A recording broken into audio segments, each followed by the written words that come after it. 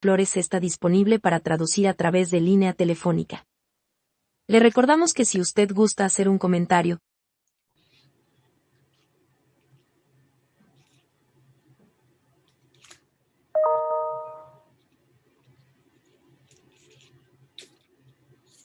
Mr. Syme, is there a way to para unirse restart a la it? traducción ahora mismo, por favor marque al número 1-669-900-6833 está disponible con el número de traducir a través de línea 5-1042 y use la clave 094-080. Toda esta información la puede encontrar en nuestra página de internet del Distrito Escolar, visitando www.ssfusd.org y busque bajo la sección de School Board Meetings. Muchas gracias. Thank you, Mr. Syme. Good evening, everyone. I'd like to call the meeting of the South San Francisco Unified School District Board of Trustees to order and reconvening into open session. Roll call, please. Student Trustee Rangel Cruz. Here. Trustee Baker. Here. Trustee Shea. Here. Trustee Murray. Here. Vice President Richardson. Here. President Lujan. Present. Thank you. All right, that brings us to the Pledge of Allegiance. Dr. Rossi de Campos, would you like to introduce our student speaker student leading the pledge this evening? Yes, please. Good evening, everyone. My name is Lorraine Rossi de Campos, proud principal at Westboro Middle School. And I'd like to share with you a little bit about our student representative who is leading the pledge this evening. First, her name is Ms. Clements. Kim exemplifies Westboro and our Wildcat culture well. She is our 2021 ASB president, a member of the 2021 leadership class, and has co-coordinated and participated in numerous virtual student activities and events this year. She is a straight A student and enjoys a wonderful working relationship with all of her teachers and her peers. I've also had the opportunity to work with her over this year, and I find her to be very organized, positive, and a dedicated young person. And I just want to thank you, Kim, for representing the Westboro class of 2021 so well.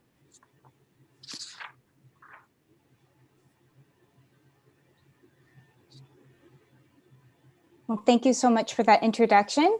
If you are ready to lead the pledge, we would love to have you do that.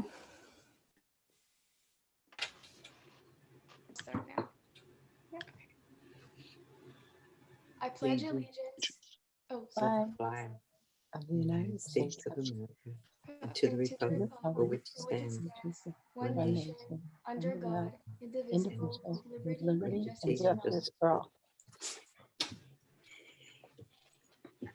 Thank you very much for leading the pledge with us this evening and for joining us this evening. Okay, I believe this brings us to reporting out from closed session. Thank you, President Lujan. There is nothing to report out from closed session. Thank you, Dr. Spalding. Review of agenda. Are there any changes that we would like to see made this evening? Okay, hearing nothing, so I'm going to assume that we're okay with the agenda as it is. And that's going to bring us right to Pta Council Remarks. Mr. Santa. Good evening, President Lujan, trustees, Superintendent Moore, Cabinet, members of the audience in attendance. I wanted to take the opportunity, as I always do at the first meeting of every month, to thank the trustees who attended the PTA Council meeting last week and Mr. O for his report. Dr. Shea, there is never a time that is bad for questions, or there is no ever a time for a bad question. All questions are good, and anytime, please ask when you're there. We always appreciate it. One of the things that we accomplished last week was we have a new set of officers coming in for the coming next couple of years. We elected a completely new board. Mrs. Flores and I have sort of swapped position, and I am now president. Mrs. Flores will be the vice president. We have two new board members at the treasurer and secretary position, and we still have some spaces to fill, but we have our legal capabilities all taken care of, so we are a legally operational unit. Other than that, our units are all, of course, getting through the staff appreciation and finalizing their year. And we look forward to finishing out our year strong and starting planning for next year. I may or may not be, in all probability, at the next meeting, as that is the last day of school and graduation for my daughter. So I will let you guys know in advance that I will probably not be here at the next meeting. That ends my report for tonight. Thank you, Mr. Santa, and I guess welcome aboard to our new PTA Council board members. So thank you for your report this evening. All right, Staff Association Representative Remarks, South San Francisco Federation of Adult Educators. As I look at my squares, I am not seeing a representative. I'm going to assume we do not have one this evening. South San Francisco Classroom Teachers Association, Mr. Yano.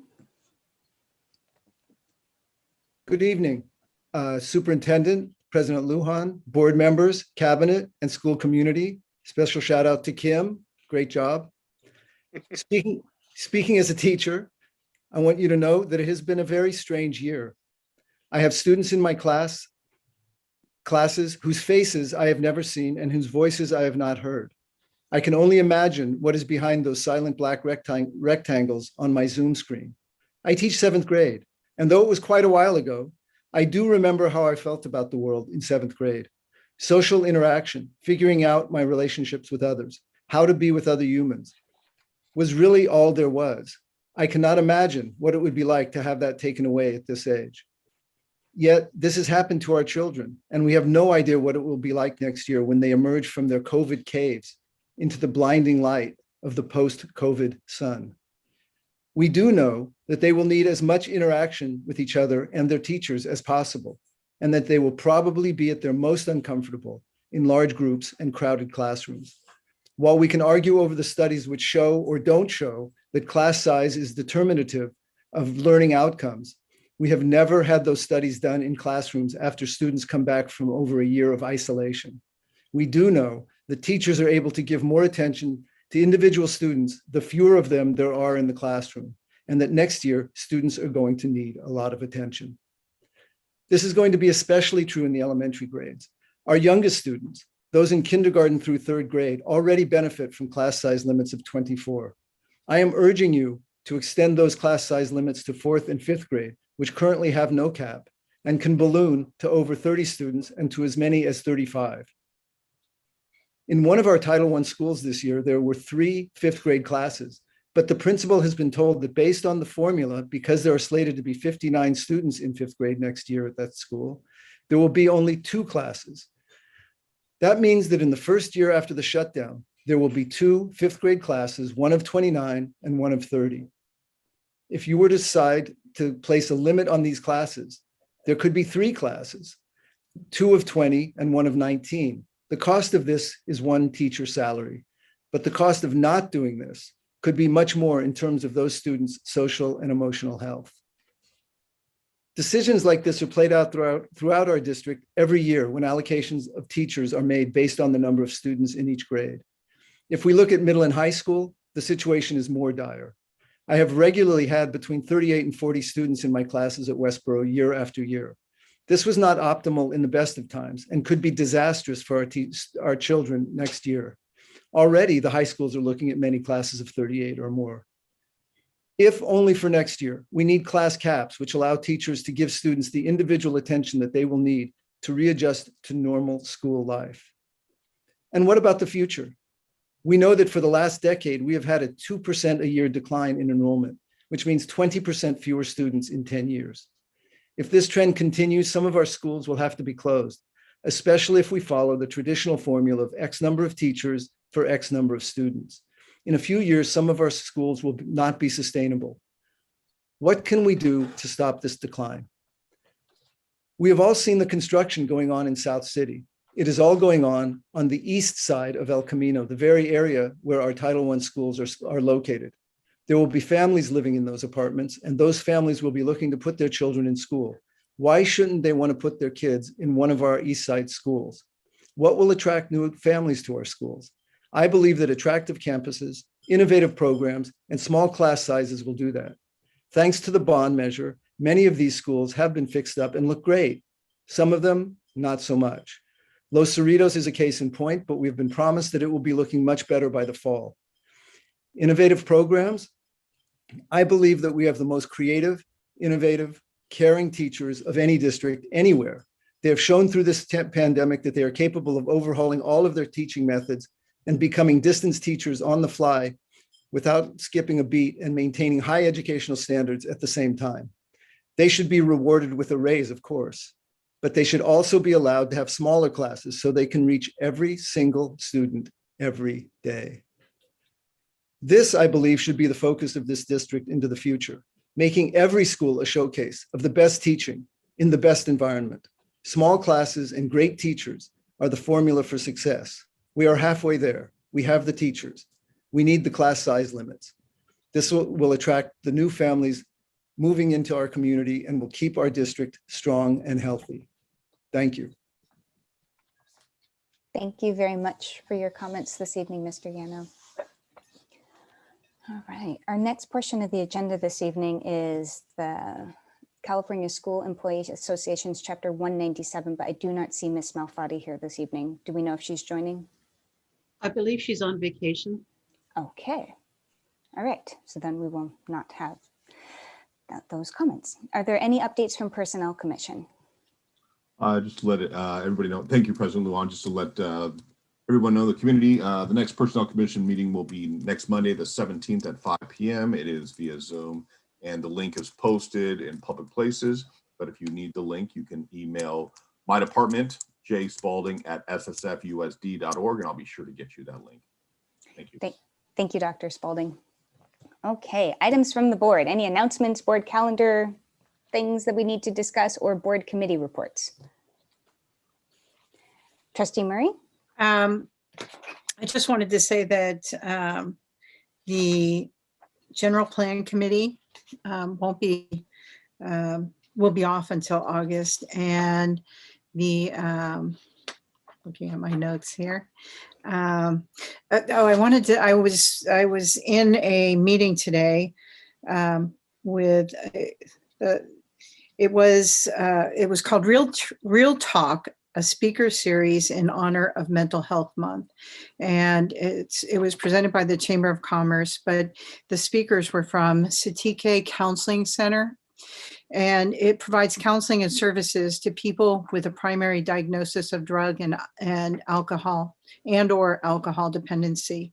They have 3 more in their speaker series. They have 3 more 3 more presentations.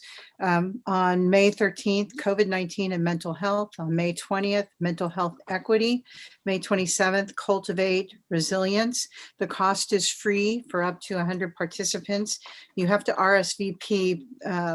You just go to www.ssfchamber.com/calendar and sign up. It was really interesting, and the rest of the series looks like it'll be interesting as well. And last thing, the South San Francisco Commission on Social and Racial Equity. The next meeting is June 16th at 4 o'clock. Thank you, Trustee Murray. Are there any other updates? Okay, so just a quick update that the California School Boards Association Delegate Assembly is this Friday, Saturday, and Sunday. So at our next board meeting, I'll provide you with updates from that.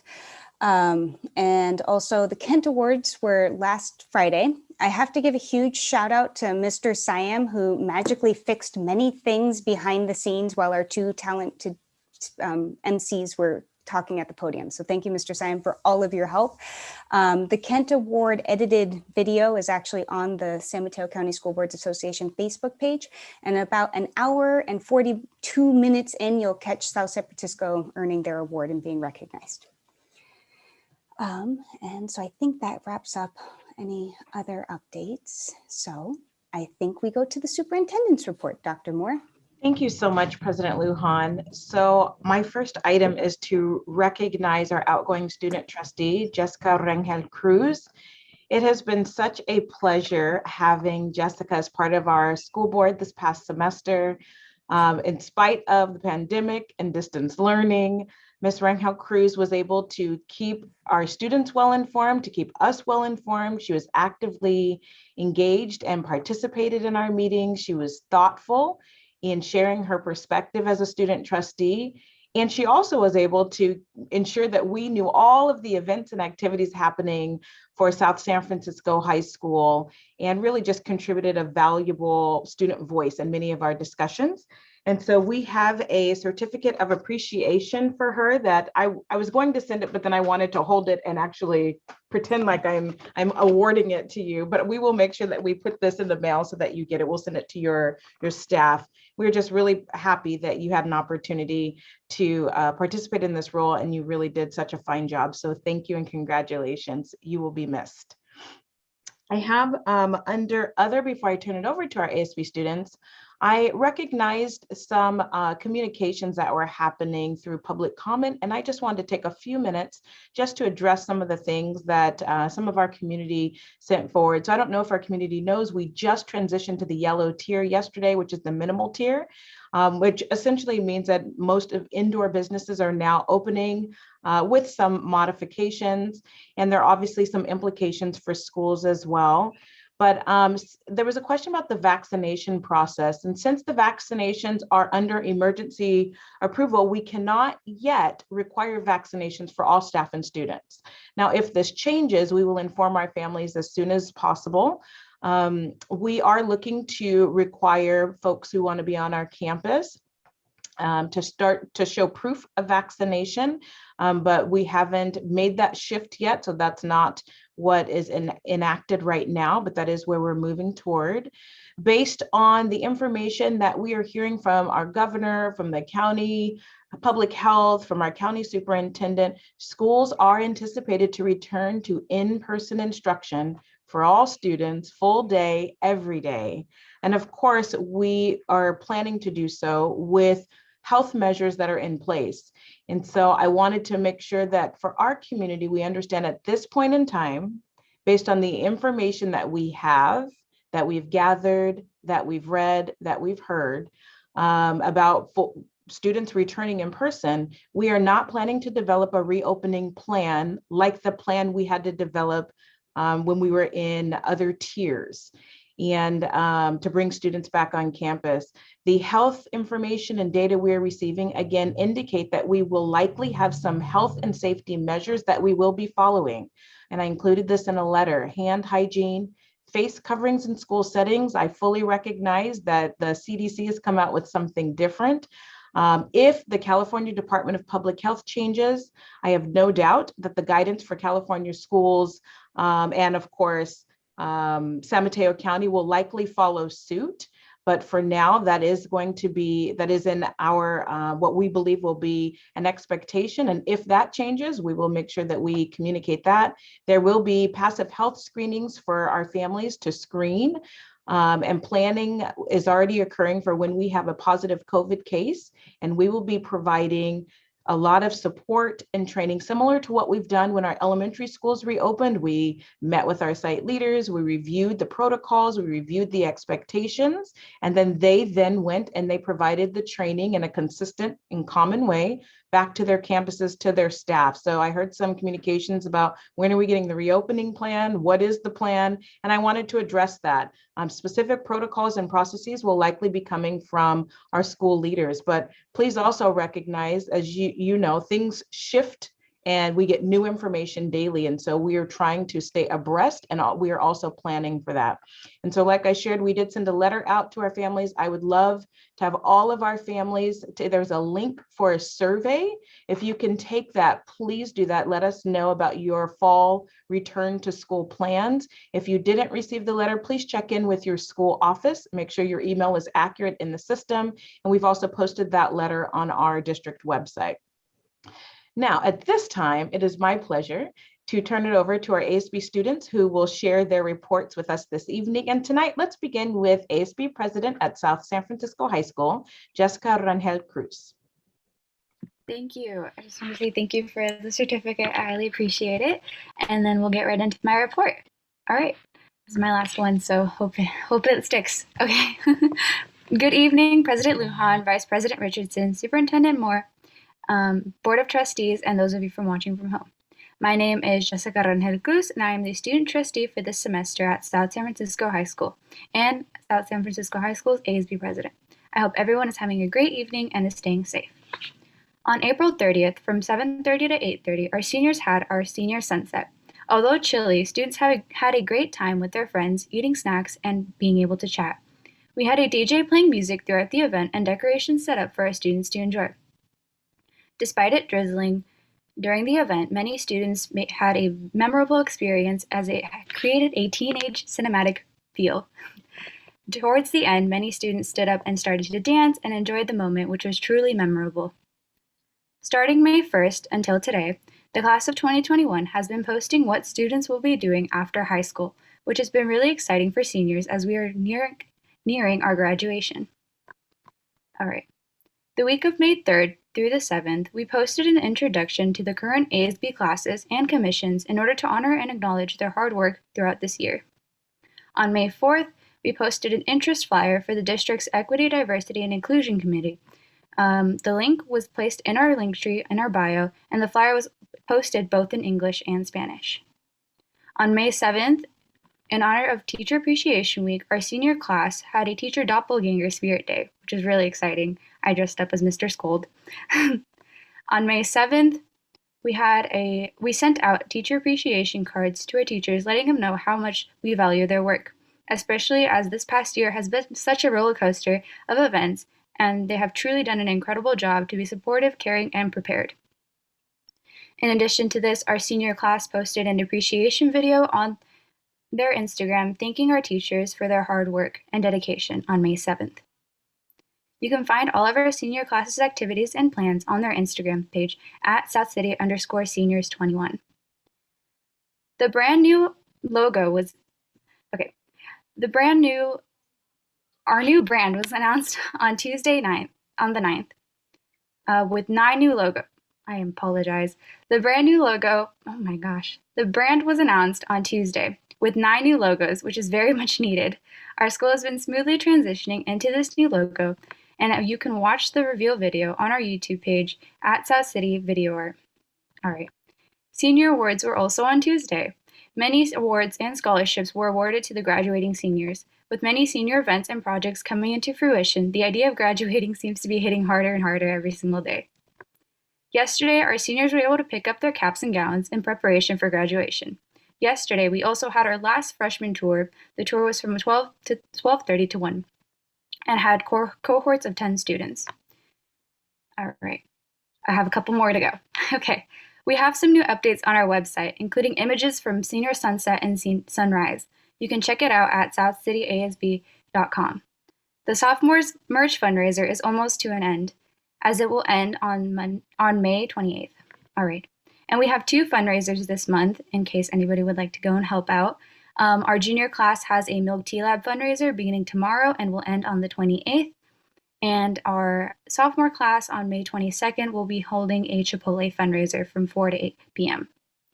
All right, lastly, I wanted to take this time to say I am highly appreciative for the opportunity I was given this year in being the student trustee for South San Francisco High School and the board. This year has been truly a learning experience for me, and I will definitely be taking these new skills I have gained along with me in the future. This year was very interesting and new to all of us, and I wanted to say thank you for everything you have done in your efforts in adapting to this ever so changing environment. I hope we continue to take our students' voices and safety into account into our future and incite change and positive learning environment for our students. Once again, I would like to say thank you, and I hope you have a wonderful evening and summer. Thank you. Thank you. Next, I would like to turn it over to Abby Verito, El Camino High School ASB President. Thank you, Dr. Moore. Good evening, board members and our audience from home. My name is Abby Verino, and I'm currently a junior serving as this year's ASB president at El Camino High School, and I will be serving my school in the same capacity for the 2021 to 2022 school year. So May 3rd to May 7th was Teacher Appreciation Week, and ASB wanted to celebrate our teachers through uniquely customized teachergrams, composed of words of affirmation written by their students for their tireless efforts in educating and serving our student body. Our teachers are truly a light, and we just want to give a huge shout out to all of our teachers. Our school Instagram recognized our graduating seniors and their post-grad plans of which college they're committing and what majors they are committing to. Feel free to check it out at ECHS_Colt on Instagram.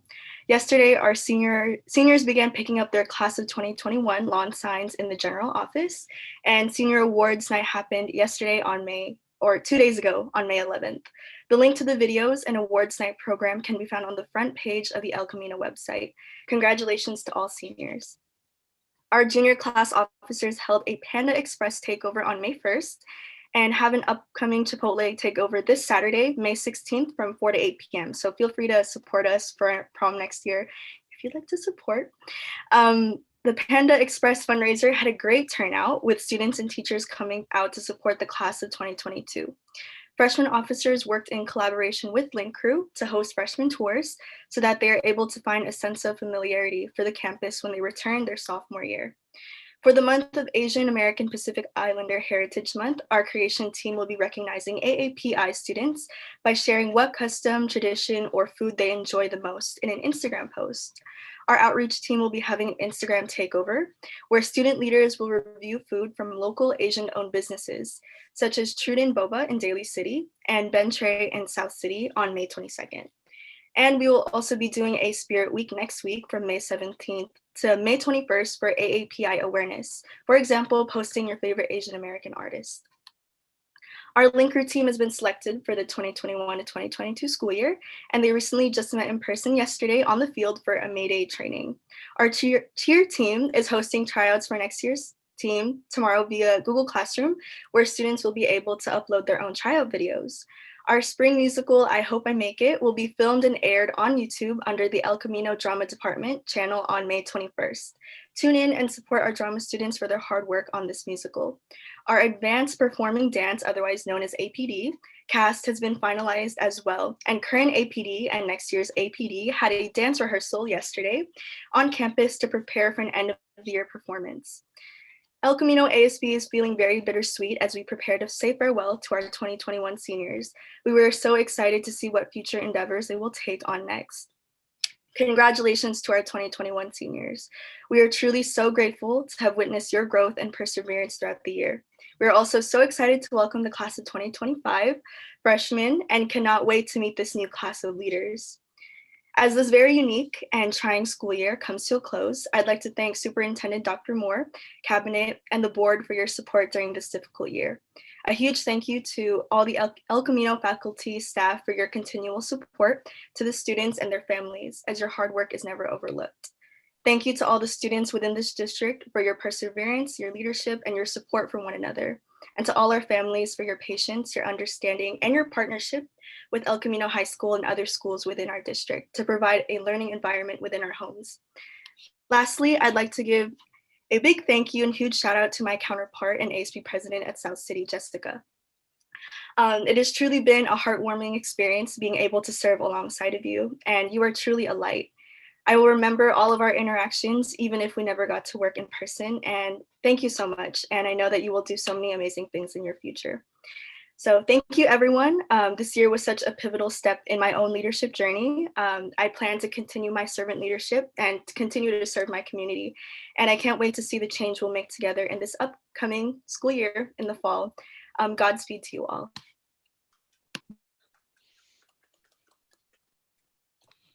Madam Chair. Trustee Baker, I was about to call on you. I'd like to take this opportunity to publicly thank both Jessica and Abby. You know, as you both said, this has been a tremendously weird, well, year and a half, really. And you've both served your constituencies, your schools very well. And I know sometimes, you know, you had to come up and basically tell us as a board, you know, things we've overlooked, things we've been overlooking. And that's exactly what you're here for. Thank you both for doing that.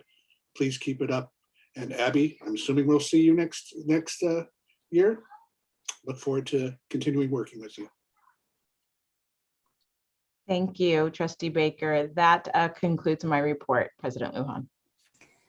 Thank you, Dr. Moore, and thank you, Student Trustee Verito, and thank you, Student Trustee Rangel Cruz. It's, as Trustee Baker stated, it has been a pleasure to serve with you, and look forward to our continuing to work with you, Student Trustee Verito and Student Trustee Rangel Cruz. You have a bright future ahead of you, so don't be a stranger. Do keep us abreast of what's going on, and we do wish you the best. Okay, so communications. Public comments can be submitted in advance. Those comments, the public ones that were submitted in advance closed at 3 p.m. today. Those comments have been emailed to the board and are on our district website. At this time, we will be opening up public comments for attendees who would like to speak. You can do so using the raise hand feature. Just want to note that the meeting is recorded. Individuals may address the board concerning school business not on the agenda, but public comment cannot be acted upon or discussed by the board unless placed on the agenda at a subsequent meeting in accordance with the law of the Brown Act. The board may request staff to respond orally at the meeting or in writing at a future time. This evening, what I would like to try and do is, to help get a better sense of just how many people want to speak, I still intend to allow people their 3 minutes. It's just to help manage the meeting better. If you are planning on speaking this evening, because if you could raise your hand at this time, and we'll give everyone about a minute in case you're on YouTube and you need to transition over. Just so that way we have a clearer sense of just how many people would like to speak this evening, and also give Mr. Syme a chance to bring up the timer and all of that. So we'll wait a minute and see how many people would like to speak.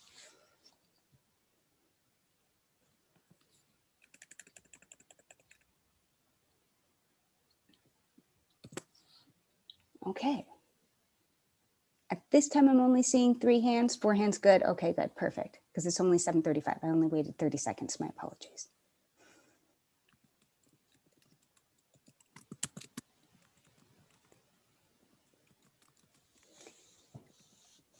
Okay, Mr. Syme, I'm seeing 4 hands raised at this time. If you're ready, I'm more than willing to turn it over to your very capable public comment section of the meeting management. Thank you, President Lujan. Good evening. I'll be calling on speakers during public comment in random order. To our attendees, if you would like to speak, please use the raised hand feature as President Lujan indicated on the Zoom meeting platform now. Attendees that have called in can dial *9 to raise their hand. Speakers will have 3 minutes to give their remarks, and you will hear a tone when your time begins, when 30 seconds remain, and when time has expired. Once time is expired, we will move to the next speaker.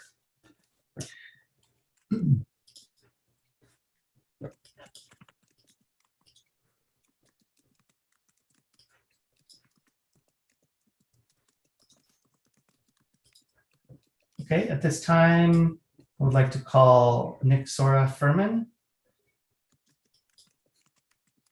Please go ahead.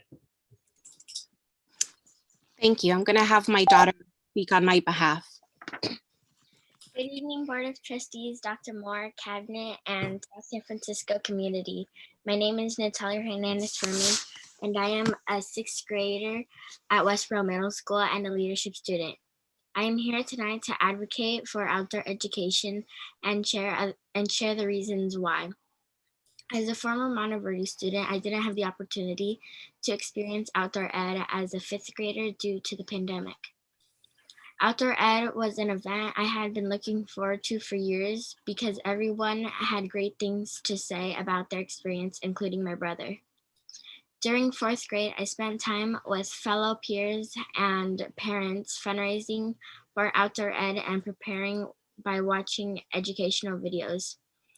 As a result of the pandemic, the 5th grade students at Monteverdi and other schools didn't get to celebrate nor experience all the 5th grade festivities, such as outdoor ed, the 5th grade picnic, the 5th grade breakfast, hugging and taking pictures with teachers and friends at promotion.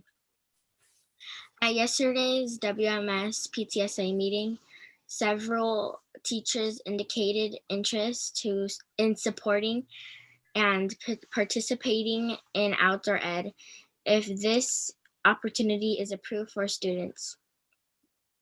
After a challenging year of distance learning, a pandemic, and living in a new normal, I kindly ask the board to consider allowing the current 6th and 7th graders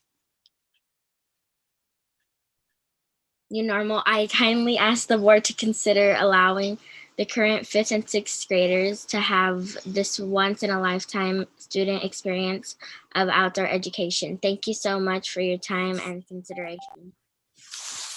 Thank you. Thank you. Next speaker is Rhonda Clements. Please go ahead. Hi, my name is Rhonda Clements, and I'm speaking in 2 different roles tonight. Before I get started, I'd like to thank Trustee Richardson for joining South City High School students for the State National History Day competition. We really appreciated your presence there Saturday night. My first role is as a CTA member and a 15-year veteran. I love teaching in South San Francisco Unified School District and have had the opportunity to create some wonderful learning opportunities for students of South San Francisco. However, I've had to hustle and take every extra duty and paying committee assignment I can get to be able to get by. Compensation is directly tied to retention, and I implore the board to be open to CTA's proposal with regards to salary increases. We need to be employers of choice and be a district where people want to teach. My second role is as a member of CCAC, the South City Educators Action Committee. I'd like to voice support for the board to support scheduling that promotes health, socialization, remediation, and academic excellence. In all the schedules we have brainstormed, it seems that we are going to need to extend our school day, and that it makes the most sense to be compliant with California Bill 328 and start later. This is, of course, going to be a change in working conditions, and we hope that the board will support the effort to ensure the best possible learning experience for our high school students. By extending the school day, that means paying teachers for the extended time. We hope the Board of Trustees will embrace these expenses and direct the funding necessary to support the schedules that includes extending the school day. I yield the rest of my time. Thanks so much. Thank you. Next speaker is Stephanie Tejada. Please go ahead. Good evening, President Lujan, Vice President Richardson, fellow trustees, Superintendent Moore, and Cabinet. My name is Stephanie Tejada, and I'm a parent of a current 5th grade student. It was brought up to my attention that San Mateo County Outdoor Ed has announced that next school year, students who were not able to attend due to the pandemic will be given an opportunity to go. I'm asking the board to consider this opportunity for these students. Some of these students have worked really hard in raising funds for outdoor ed during their 4th grade year. Every year, students look forward to this experience, and it will be very disappointing if they aren't able to utilize these funds that is set aside for the specific trip that they worked so hard to raise. I know there will be a lot of contributing factors in order to make this happen, but I'm hoping the district and middle school sites will come together and figure out a way for these students to attend outdoor ed. Thank you for your time and consideration.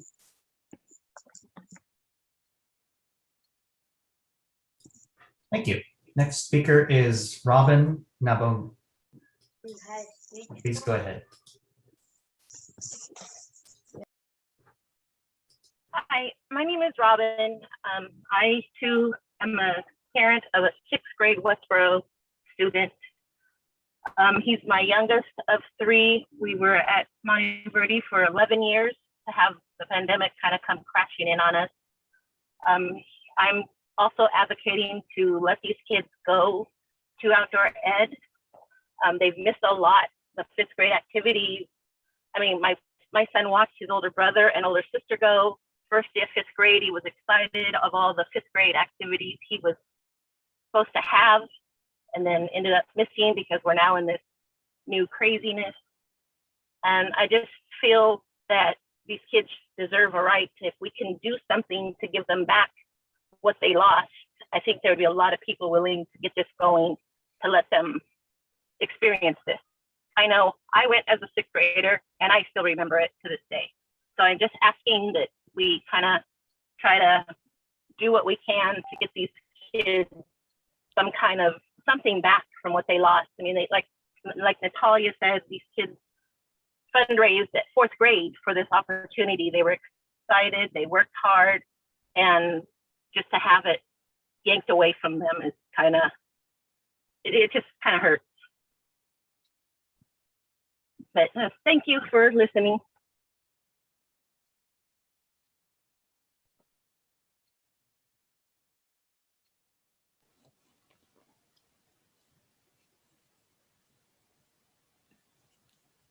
Oh, my mute didn't come off. Thank you. President Lujan, I don't see any other speakers. Okay, thank you, Mr. Siam, and thank you for the members of the public who spoke this evening. Dr. Moore, can you have staff circle back with the community on outdoor ed? Sure. Or we're staff, yeah, just can you follow up on that one? Thank you. And Will then, okay, awesome. And then would it be possible to have a high level overview on just compensation that we've provided over the past several years? Is it possible to speak to that briefly, just because I know compensation is coming up and I was curious if it's possible, or to just have a presentation so that way we can, look at compensation for our staff together. Absolutely, President Lujan. We can speak to a little bit of that tonight, and then if you'd like, we can come back on the 27th with a presentation.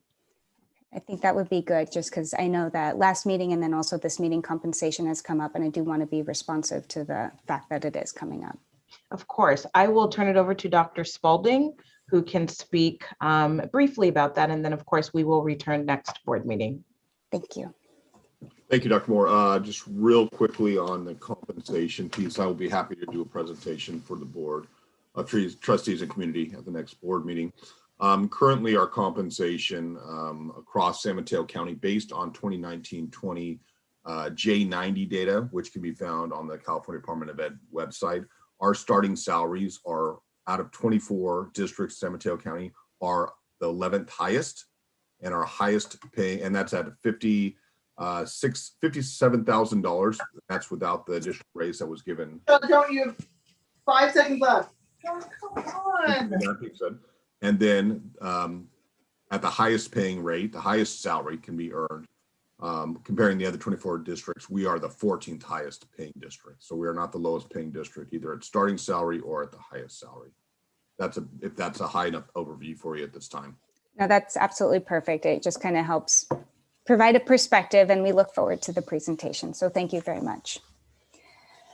Okay, now to the really great part of the meeting this evening. We have a teaching and learning presentation from Westboro Middle School. Principal Lorraine Rossi de Campos will share with the board educational priorities and programs at Westboro Middle School.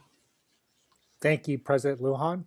Just as you mentioned, we are blessed tonight, this evening. The principal, Dr. Rossi de Campos, is here with us. She is going to be presenting the teaching and learning of what's occurred in the 2020-21 school year.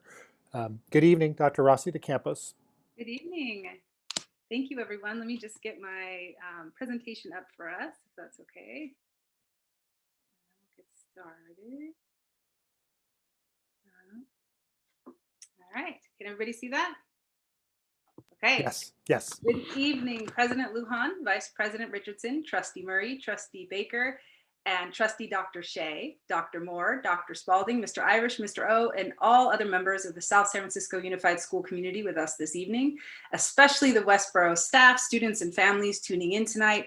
It's a tough time of year to be present and show up, and yet we're here, and Wildcat Pride is strong, so thank you very much.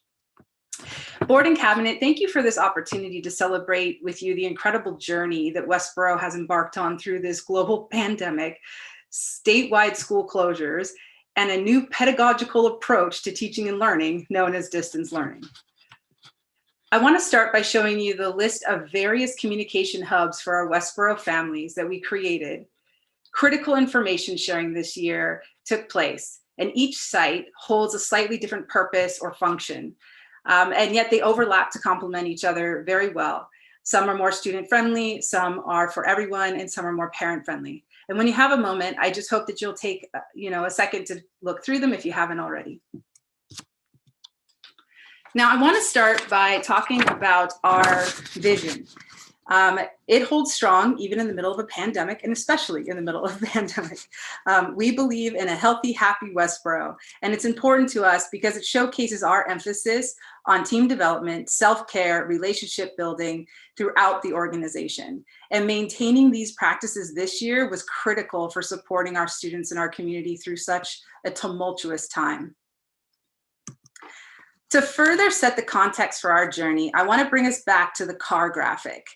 As you may remember, the acronym for CAR stands for Communication, Achievement, and Relationships.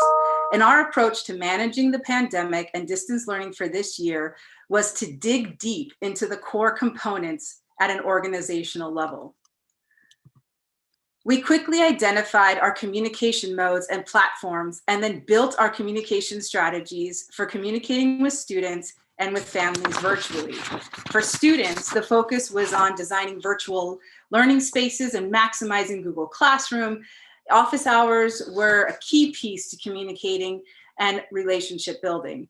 The various websites that we just talked about were very helpful for students.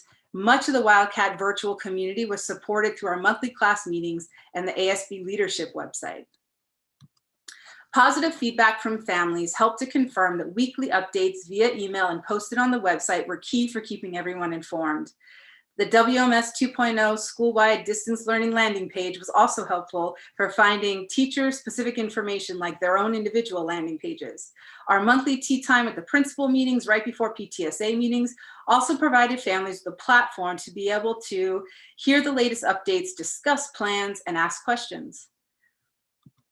In terms of achievement, we first focused on converting curriculum and lessons to online formats and presentations.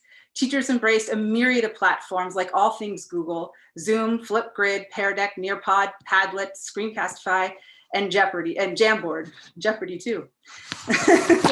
Next, we looked at what supports we could offer that led us, and this led us to focus on one of our already existing programs that we continue to strengthen, our RTI, or Response to Intervention program, as well as local assessments and tools like IXL that were a bit new to us.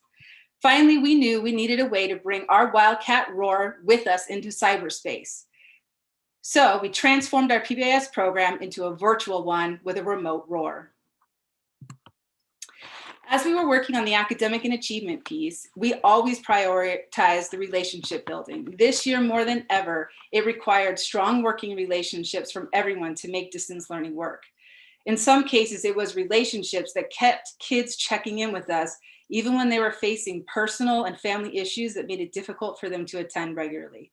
We spent time really building on our virtual school culture, from our monthly class meetings to our grade level events to whole school events like Spirit Week. The Wildcat Way is still in effect. Our leadership students and class advisors and all of the staff and teachers that support these events did an outstanding job keeping our students in community. As for engaging our families, the PTSA was a wonderful partner organization. Between my tea time with the principal meetings and our PTSA meetings, we were able to offer many presentations throughout the year, and we were able to create a space for community.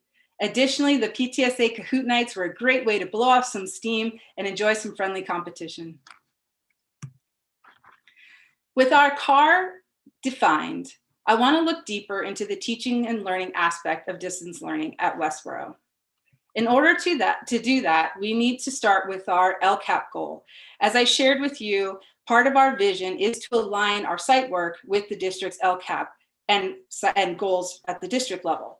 So this year was no different, but we did have to focus on one core SSFUSD goal that we felt aligned with not only the LCAP goals and the district priorities, but also allowed us to hold on to our kids under some very difficult constraints. Our 2021 SSFUSD goal was designed to support student achievement, provide access to tutoring and counseling support, provide access to extracurricular activities, as well as transition activities and support students through a virtual PBIS program. In order to measure this, we had to rely on local data and our own tracking processes.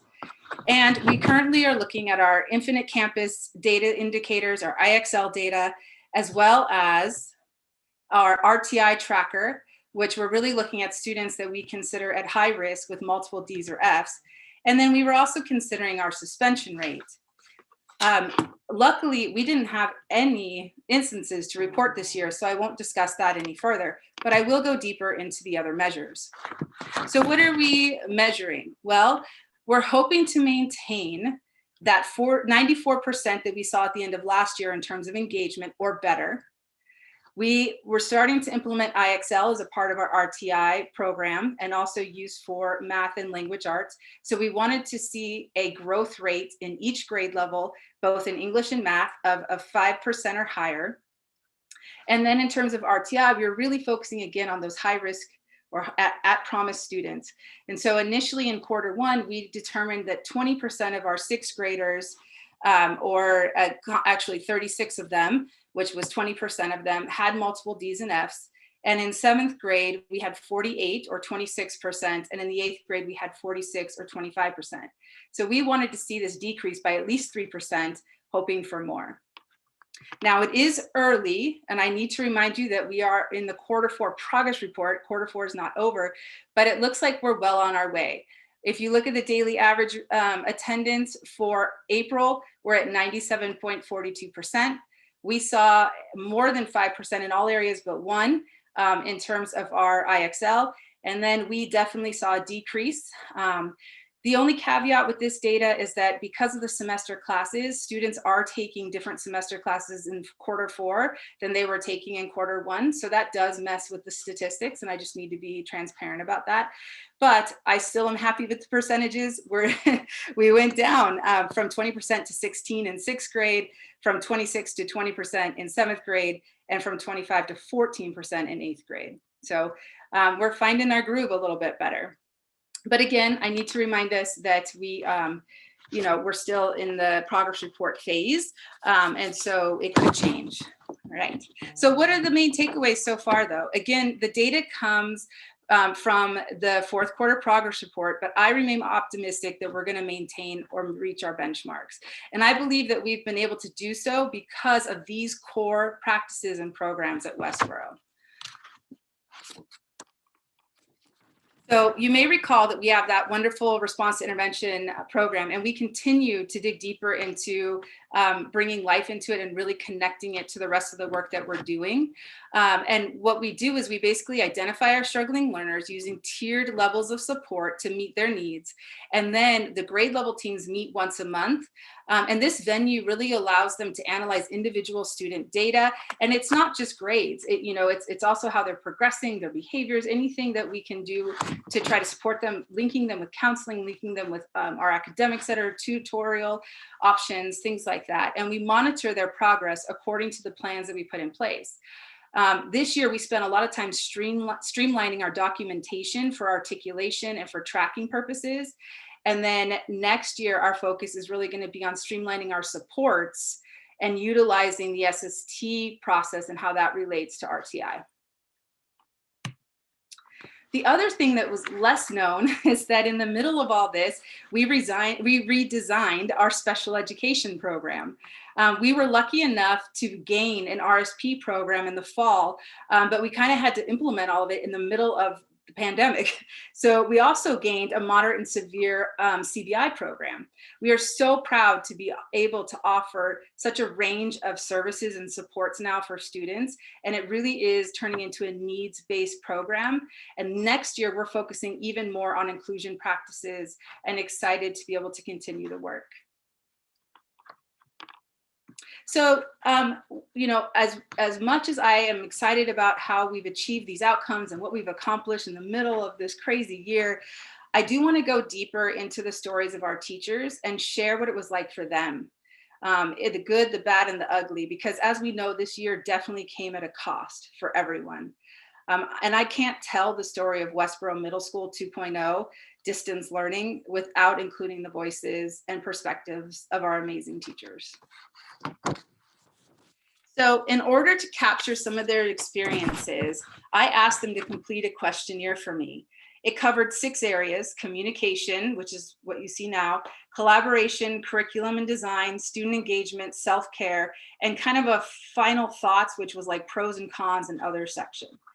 The quantifiable data is represented in percentages, and it's responses out of 28 participants.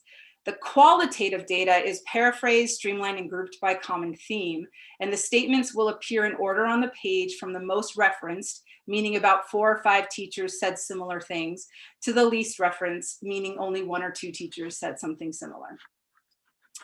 In terms of communication was challenging. but overall, we did find a groove. The majority of us used email, text, meetings, and phone calls this year.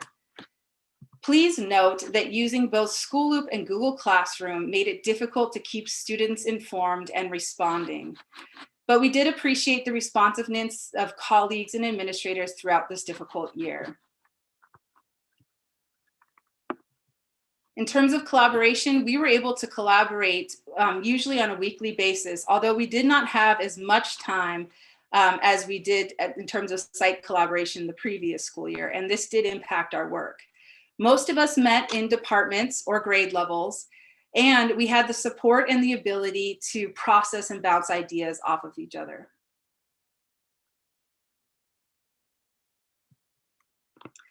We adapted our virtual world quickly, or our world to virtual quickly. We became familiar with platforms like Zoom and Google Classroom, EdTech applications like Nearpod, Edpuzzle, Flipgrid, and online curriculum was key.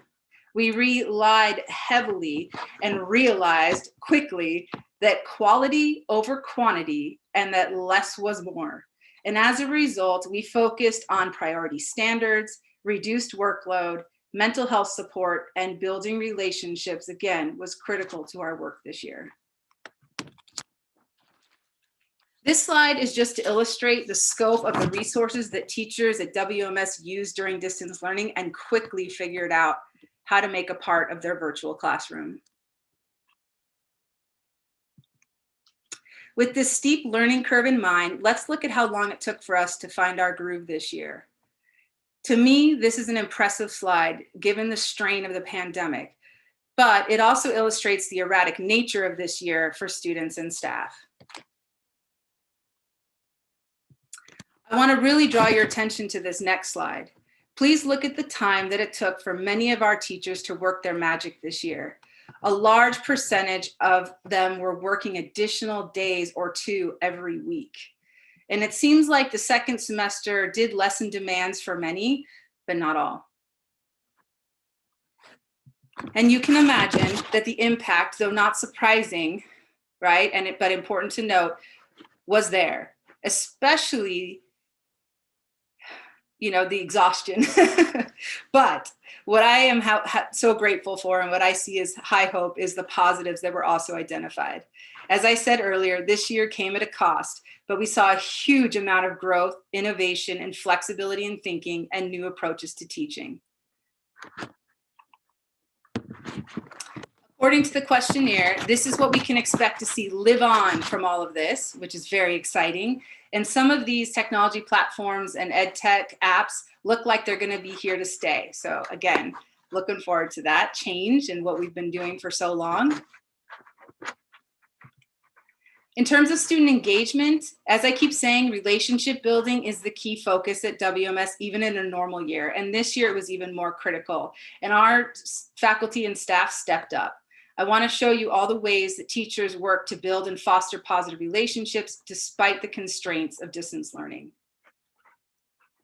I also asked teachers what helped them to manage the range of academic needs due to the pandemic and distance learning.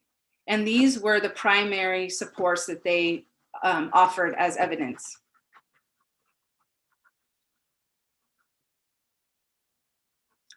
Next, I asked about a range of social emotional needs and how they managed that. And these were the high leveraged points that were brought up by staff. What I appreciated here is the trauma-informed components that came out naturally for our teachers.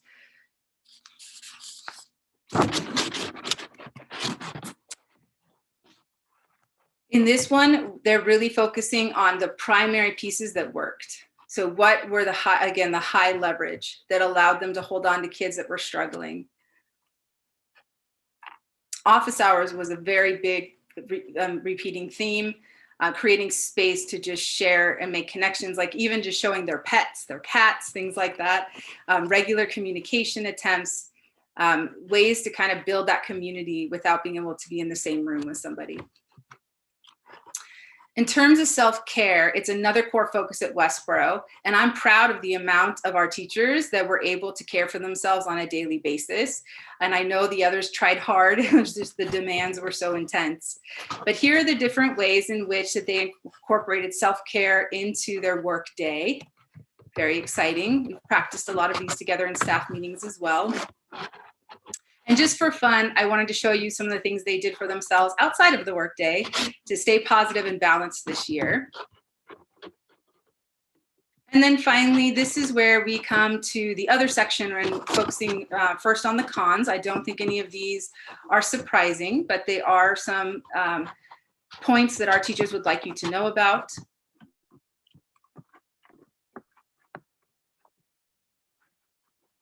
And what I'm particularly excited about is that there turned out to be way more pros at the end of the day. And overall, this was a very hard, challenging, strange, exhausting, innovative, but decent year on several levels. And we were so glad to be able to work safely through a pandemic.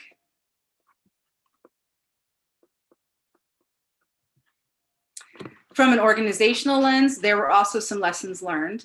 And some of the constraints noted point to the fact that as a site team, we need to adapt and remain flexible in our thinking even more this year and continuing to move forward. There's just so much that was outside of the locus of our control, but at the same time, lots of starts and stops. So all we can do is own it and grow from it and work for better processes around communication, collaboration that allow us to do even better work with our students. And in the end, we are very proud of our accomplishments and feel that we served our Wildcats to the best of our ability this year. Our core values, developing, ethical guidelines, professional norms so that we can work as a high functioning team, supporting the development and implementation and monitoring of curriculum, instruction, and assessment at Westboro, all facilitated the development of professional learning communities this year. And it's my belief that this leads to aspects of school improvement. And that's my focus in terms of the leadership lens. So despite everything, we were able to make a lot of gains, and I'm very proud of that piece. Now, before I relinquish the floor, I do want to thank the teachers and the families that have come out to represent Westboro this evening. We have some truly dedicated, generous people here with us. It's incredible the amount of time and resources that some of our teachers and parents put into our different events and our evenings. And it's such a student-centered environment, to be honest. I'm just so grateful to be able to work at Westboro and serve the community. With that, there are a few PTSA parent volunteers that I want to specifically recognize tonight. Janelle De Los Santos, Celeste Wong, Greg Lim and Savina Hong, and Sharon Ching. They have all supported our school and our PTSA for multiple years in various ways. And I want to just say a very special thank you to all of them. Some are moving on, others I get to keep, but they've already been working really hard. So I'm grateful and will continue to benefit. So thank you all. And then board and cabinet, thank you so much for your time tonight. And I'm happy to answer any questions that you might have. Thank you so much for the presentation, Dr. Rossi de Campos. We are very grateful. I look to my colleagues and would love to, if anyone has questions or comments. Trustee Baker, I see you unmuted. Thank you. Dr. Rossi de Campos, thank you so much for this presentation. I've asked a similar question to everyone who's come before us. Yeah, and you did a great job of talking about how you're getting to those hard to reach families. Thank you for that. Is there anything that you've learned at your school during this pandemic that you think is going to be a good practice going forward to keep up that might actually add on to our students' experiences in the future? Yeah, I mean, if I'm being honest with you, I think having the ability to use different modes of connection, Zoom, phone, email, that kind of, and then adding in-person back is actually going to be home visits. All of that will be able to help us meet the needs of our different community members, because the truth is we saw kids that maybe couldn't handle the full day, but were able to check in for office hours and get work done and then complete more asynchronous style work and still come through, right? Still be able to keep up, still be able to manage everything in their lives going on, and get good grades. And we also had kiddos that were much more introverted while school was in person and maybe didn't really have a voice or didn't feel comfortable sharing, come to life and flourish through Zoom and flourish through these settings, where I guess for some it felt like a lot less stress. I think the other thing is, like we said, it was, you know, quality over quantity and less was more. And some of that was low, you know, our expectations being managed to really just build on whatever the kids could give us, and go from there and slowly up the expectations, slowly increase the demand, not assuming that they were going to meet us where we were at, right? But meeting them where they were at and really kind of working through it. So I think all of that leads us to rethink kind of what strategies we're using, and then also what supports we have in place and how much we offer kids a starting point and then slowly over time ask for more from them. And so I think hopefully that will really kind of resonate with all of our approach, whether it's through the RTI program or the counseling program or just our overall approach to modes of instruction. Thank you. Yeah, thank you. Are there any other? Oh, Trustee Shea, I see you unmuted. Yes, thank you. Thank you, Principal Rosie DeCompose. Dr. Shea, hi. Hi, I want to comment your great presentation. So there are several things that I don't have questions, just comments that I really like how the way you approach this presentation, not only focusing on students and family, but also caring for our teachers and staff. It's very, very caring. So thank you so much for every presentation is all different and every school has their unique characteristics. And I appreciate the approach you take. And then the second comment I have is how you intentionally aligned the LCAP and district priority and school goals, which we can see through all the all the schools have that under Dr. Moore's intentionally goal, and then you connect that with your presentation, with the communication, with the academic achievement, and also relationship and engagement building with our students, families, and our teachers and staff. So it really shows all the alignments beautifully.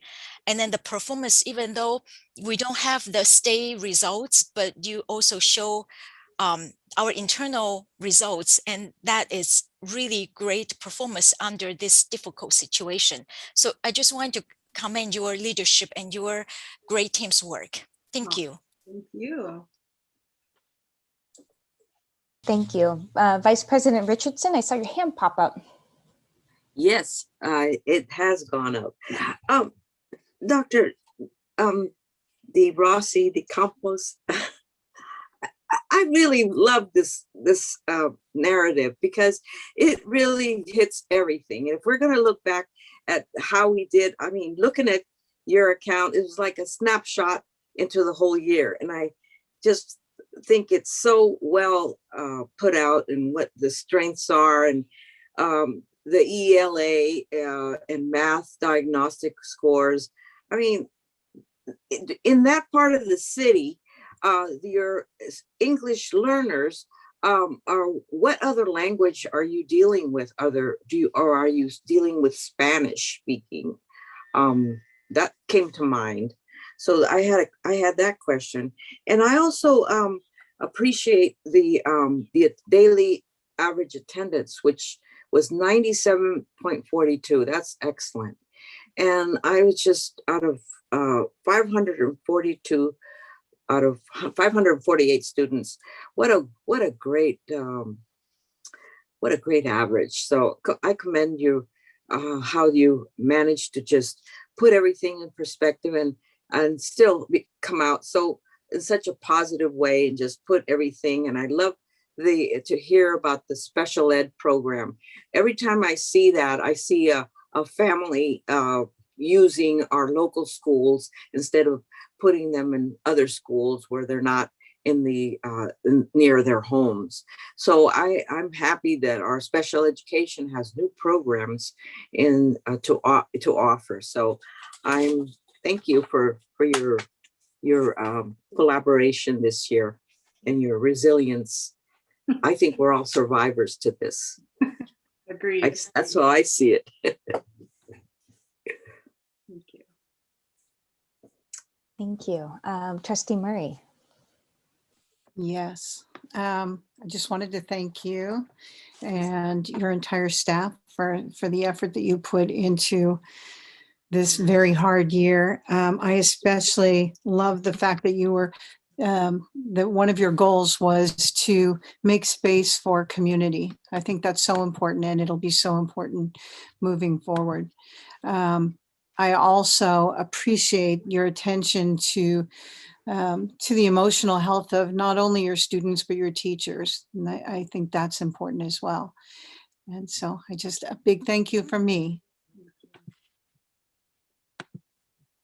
Thank you.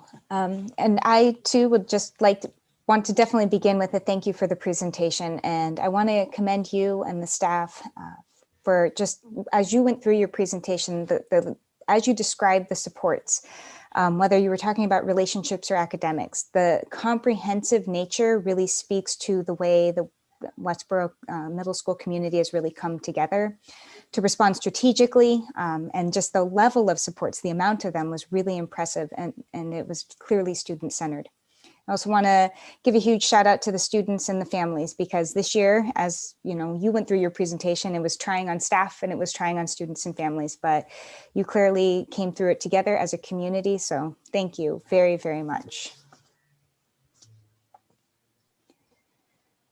Okay, so I think I don't think we have any questions. I mean, we had the one question, and I think, thank you.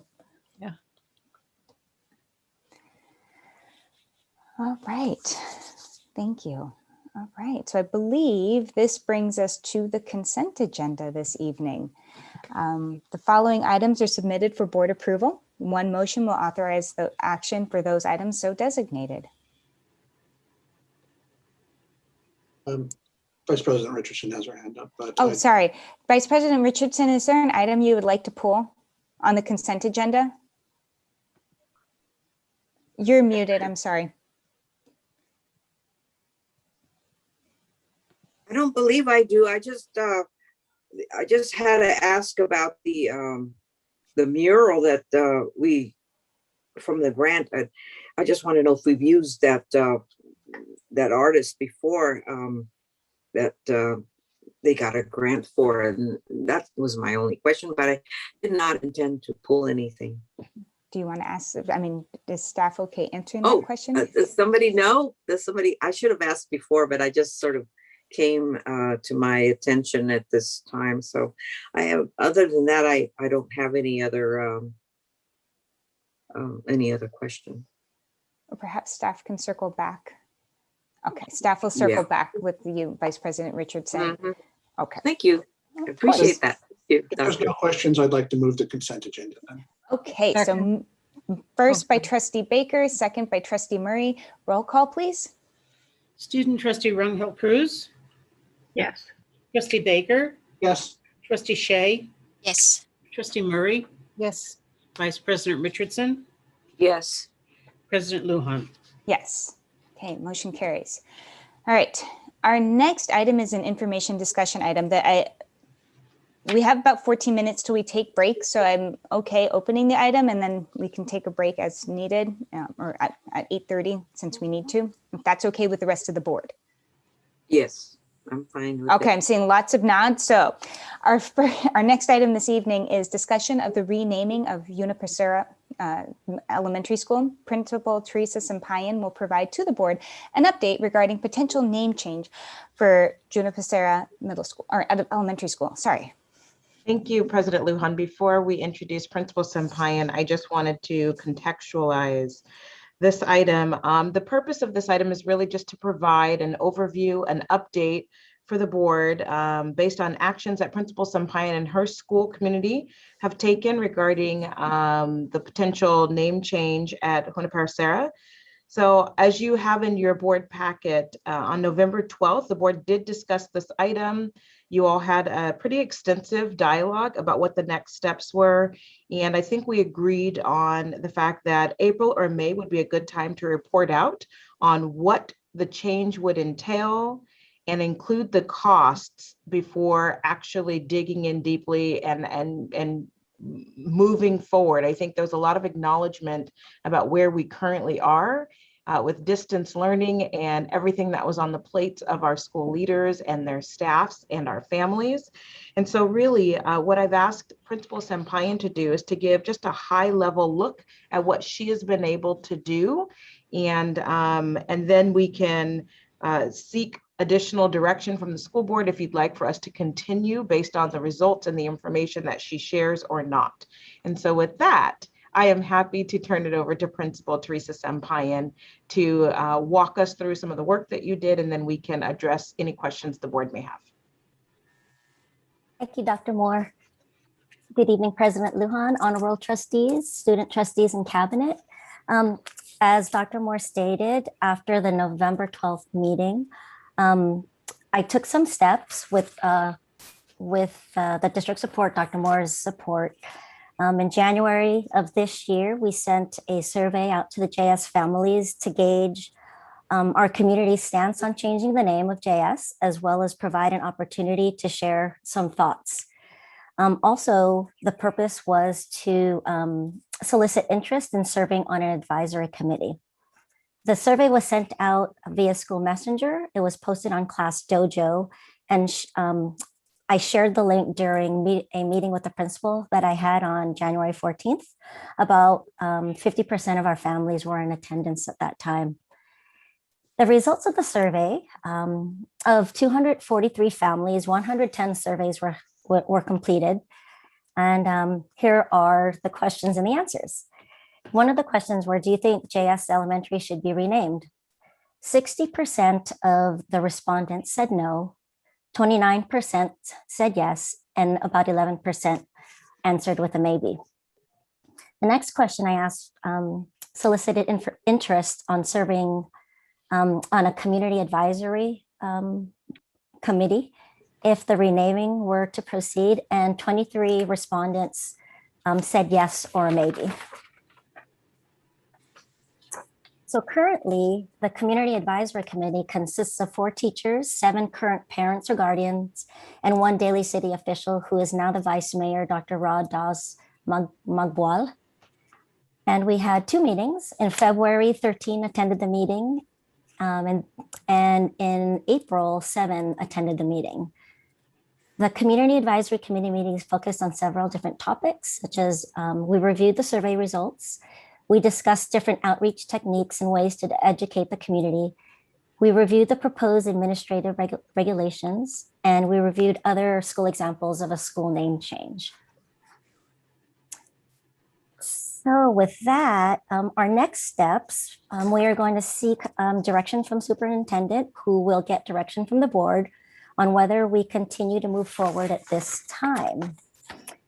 If we move forward, our plans are to create a series of engagement efforts to educate our community and elicit their involvement.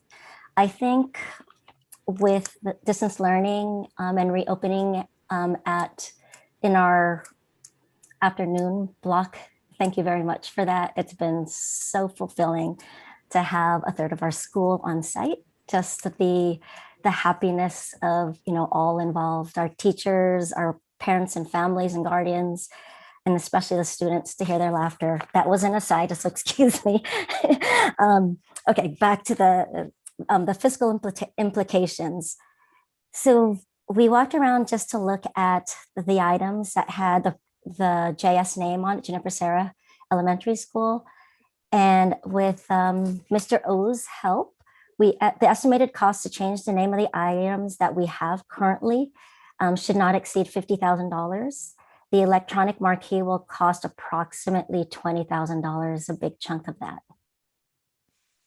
And And that is all I have to report. Are there any questions that I might try to answer? Thank you for the update and for gathering all the information. It was very comprehensive.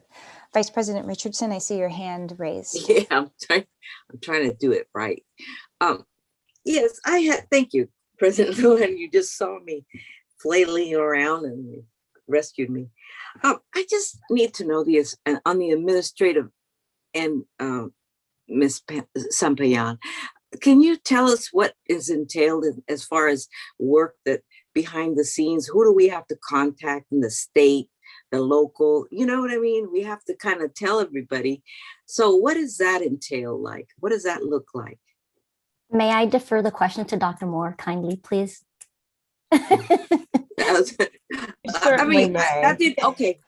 That didn't include your research. I see. Well, that's what I needed to.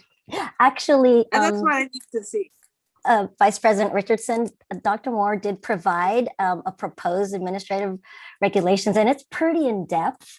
And I honestly can't answer that question in depthly without referring to my notes.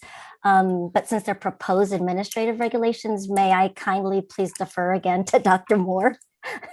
Okay. Thank you. No, I just wondered, because after this is told to us, then we discover, oh, we have to do this, and we have to have so much staff time devoted to it. And, we're going into another phase of life at school and just having to readjust back. So I was thinking, do we have enough staff that knows what to do? And are we putting too much pressure on them for this? I know that I see a number here, and that's about as far as I want to go. To be honest with you, I don't want to spend too much money, but I'm also looking at the people that said response to that. So should it be renamed? Now, I look at the demographics. I mean, this is Daly City. This is a religious figure in the community that's known to those people of that religious persuasion. So I would be inclined to believe that they understand and they relate to this. And I think that's one of the reasons why the board decided to do this. But they don't feel that they want to change. So what is your feeling? Do you think we should, or are we just going to follow what the statistics say? Should we do this? I'm just going to listen to the community myself. With all due respect, I want to quote what President Murray said or President Lujan, sorry, at the time, said, without educating and engaging the community, the name is changed just to be changed. So we have reached, about half of our families. And I think behind that piece is a true education of why the name was brought up to be changed. And I don't think our community has, the JS community, that was part of our next steps if we are planning to go forward with the direction, is to educate the community on why the name was brought up to be changed. So that step has not been completely done. The survey was just given out without, on my part, giving an education piece. So if we are spending the time to move forward, and as you said, listening to the community, that would be a big part of our work, to educate the community of why the name of Father Unipressura was brought up to be changed.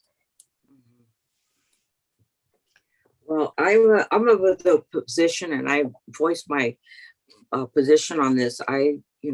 This is an issue that if we're going to change Unipressura, we may have to consider changing South San Francisco High School, because that was a priest back in the day. So, or do we want to go there? Do we want to? There's only 2 schools. Not even, I'm going to tell you, even the parochial schools are just reluctant to go here. So that's my position. That's all I have to say on the matter. Thank you, Vice President Richardson. Trustee Baker, I see that you unmuted. You need a timeout? Well, probably, but I'm saying that what I have to say probably can't be done in 2 minutes. So. Oh, okay. So we should take a break and then you can do your comment when we come back. Sorry, I totally thought timeout. Misread the sign language there. It was more like I'm running out of time. Got it. Okay, so if it's okay, and I'm sorry, because I hate when we have to stop the discussion right in the middle, but we should take the break and then come reconvene. It's a 10-minute break, correct? I'm sorry, I'm losing my marbles. All right, so come back at 8:37. Okay, 37.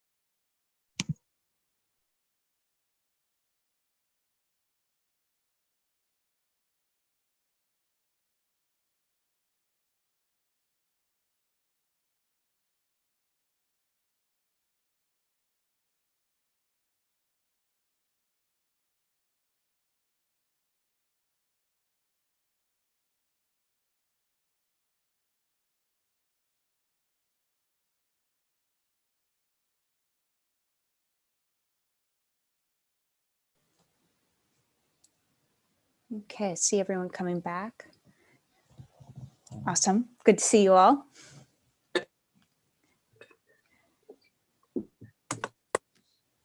Okay. All right. Hopefully Trustee Murray is coming back. But we do have the majority of the board. So Trustee Baker, do you have enough time now? I should, thank you. I mean, we've got till what, 10:30, right? Okay, thank you. And first, I really want to thank you, Principal Sampayan, for going to so much work here. I know that all this effort was time consuming, and during a pandemic was much more difficult than usual to do. So again, thank you so much for what you've done so far. And let me say it that I recognize that this informal poll indicates that there's not really a widespread desire to change the name of the school among its community at the present. But Principal Sampayan mentioned a need for community education, and I do think there would be more of an impetus if a chance is given to discuss the reasons why a potential change could be made. And the question to me, it's not so much about Unipressura himself, but what he represents. Sarah considered himself doing not only good, but literally God's work. However, he was an agent of the Spanish Empire whose record, as well as that of later colonizers, was not a good one with regards to treatment of Native Americans. Indigenous peoples frequently were enslaved. You had no choice to join the mission, for example, and to go to work for it. They died in droves after being exposed to diseases for which there was no herd or genetic immunity, usually inadvertently, but sometimes intentionally. Their existing culture, not recognized because of the Spanish, because it was so different from their Eurocentric frame of reference, was really obliterated. And in this process, I've tried not to repeat the Wikipedia cribbing mistakes of our near neighbors at San Francisco. I myself do have a degree in history. So I've been through peer-reviewed journals, I've been through books, I've even read translations of Unipressura's diaries so I could have some primary sources. I really at one time had this idea of coming back with an article to be published with copious notes, but then ran out of time during the pandemic. But it dawned on me at some point, it's not judging about whether Unipressura himself is worthy of having one of our schools named after him. It's, even if he was a saint, as the Catholic Church says, but whether naming a school after such a colonial religious figure is appropriate at all. We're a district that prides itself on equity, representation, and inclusivity. What does it say to our district's Native and Latinx students that we are honoring someone who helped devastate their ancestors' culture? Unipressura itself has a majority Filipino-American student population. Wouldn't Alice Bulus or Cory Aquino be better namesakes? I mean, to me, even Daly City School #1 or Pintos Elementary might be better choices. And the difference between Unipressura Elementary, Vice President Richardson, and say South San Francisco High School is that Unipressura Elementary is named after a person, while South City High is named after a geography. Some of you saw me drop out earlier for a minute. This is my daughter's 10th birthday. I'd rather be having a cupcake with her than discussing cultural genocide.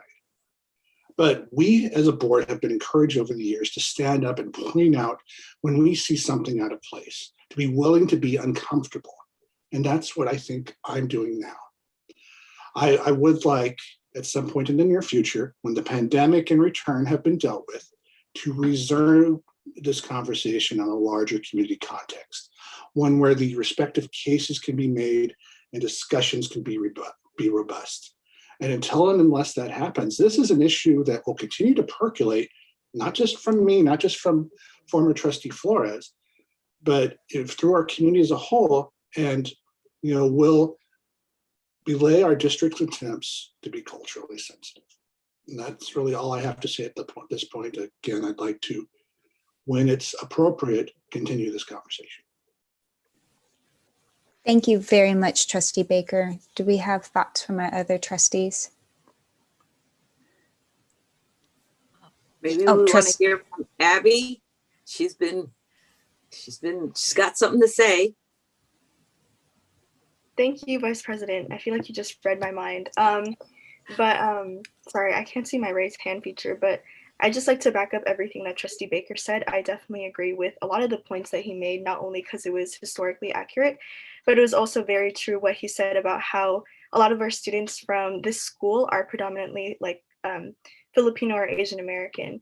And I think representing these students and being able to have a significant name change that not only honors their heritage, but gives respect to the other students within our district who may feel an offense if we continue to have this kind of figure as one of the representatives for our school or whatever. But I just hope that amidst the pandemic, like I know we're in a very trying time, a lot of parents are not even thinking about a name change because they probably just want their students to be back in school, continuing their education. But I hope that this doesn't get, pushed under the table or isn't forgotten about, because I, for one, had no idea about who this figure was when I attended the school, because it was just like, oh, this guy that like helped a lot of people, but little did I know like he was actually a big perpetrator in a mass genocide.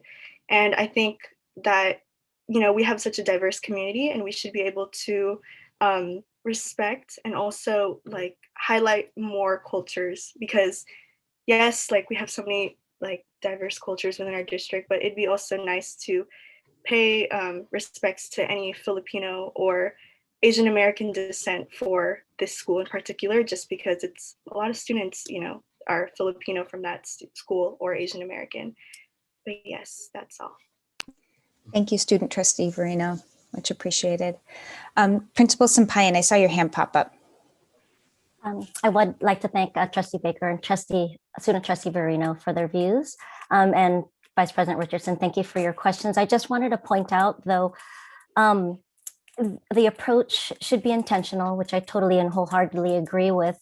60% of our surveyed respondents of 110 surveys who said no is not a good representation of our community. We haven't had a chance for student voice, nor alums, or the larger, JS community.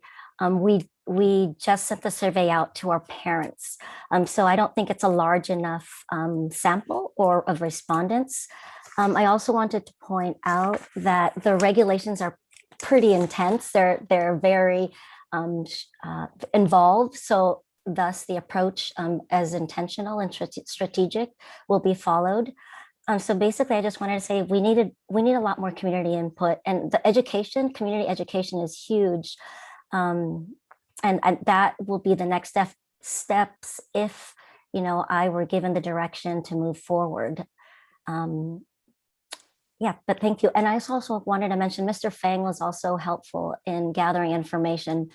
I don't want to neglect mentioning him, so I apologize if I missed him earlier. Thank you, Principal Sampayan. Trustee Murray? Yes, I do not want to see this drop by the wayside. However, I do want to be mindful of Principal Sampayan's responsibilities right now, getting ready to open up schools and the rest of our staff. I do think that it's important. I think community education is important as well. And so, perhaps if we move this down a few months and so that, and maybe the timeline can be discussed by Dr. Moore and Principal Sampayan. But, we have a lot right now moving forward with the new year and opening up schools. So, but I do think it's important. Thank you, Trustee Marie. Trustee Shea, I saw you unmute, so go for it. Okay, I totally agree with what Trustee Marie just said, 100%. So that's my comment. Thank you. So thank you all for your thoughts. As I'm listening, I agree with the thoughts that were shared this evening, that the name as it currently stands honors cultural practices that we don't want, that don't align with our equity vision. And that's important to just put that out there and be transparent about that. It can be it is harmful, and it is offensive to many members of our community. That said, it's important to balance with the capacity of staff and just what is the components of a name change, as Principal Sampayan has mentioned or hinted at, is that it's very involved. And I think that even though 60%, like the 110 survey respondents is not representative of all students or all staff or all families even, it gives us a little nugget. It tells us that there's at least a third of those who responded who are like, yep, we do need to change. And then there's 60% who are like, well, I don't know why. And it's important when we're leading communities to ensure that our communities move forward together. So I would definitely, I also support moving forward with the name change, but also really support being thoughtful of the capacity of staff and beginning with education so that there's a groundswell of support behind and engagement with the name change process would be kind of where the conversation that I heard and then me just adding my thoughts. But I would turn it over to staff to see, is that seem feasible, and can, Dr. Moore, do you feel comfortable working with Principal Sampayan on a reasonable timeline, being mindful of the fact that the fall is going to be intense? We definitely don't want this to fall off our radar, and that there is an education component that does need to happen, so that way we do have that groundswell of community support. Yeah, I'm comfortable if the board wants to. I mean, I want to make sure that our timelines sync. So I might think, that the timeline makes sense sometime next year before the spring, and you guys might be thinking by December. So if we can talk about the timeline just to make sure we have a range so that I can then backwards map with Principal Sampayan. If we believe we can make that timeline, then I will keep the board apprised. If not, then I would come back and let the board know we want to have more community engagement. It's going to extend our timeline, et cetera. And so if you trust me to work with her on that, I'm happy to do that. I just want to make sure we are clear so that when we get together, we don't come back later than the board anticipates. Go ahead. I need a kind of a clarity, because when we say outreach, what are we talking about? Are we actually talking boots on the ground, knocking on doors, like you're trying to get people out to vote?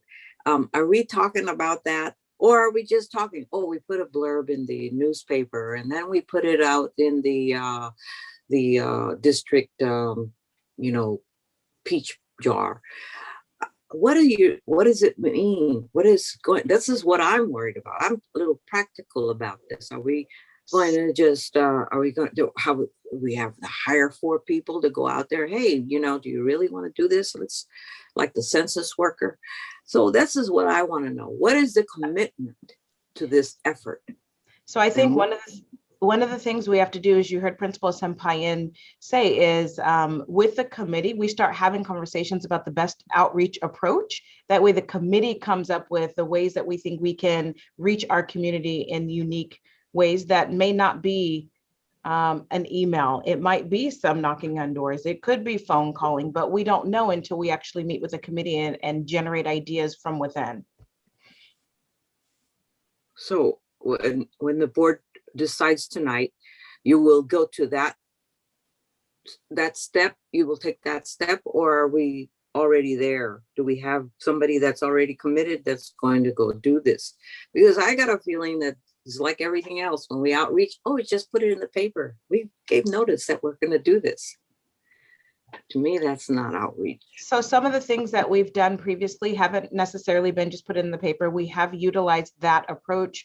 We've made phone calls. We've done email blasts. We've put it through social media. So there's lots of steps that we've taken. And I think those can be the things that the committee can sit down and talk about what is going to work best for our Unipressura committee.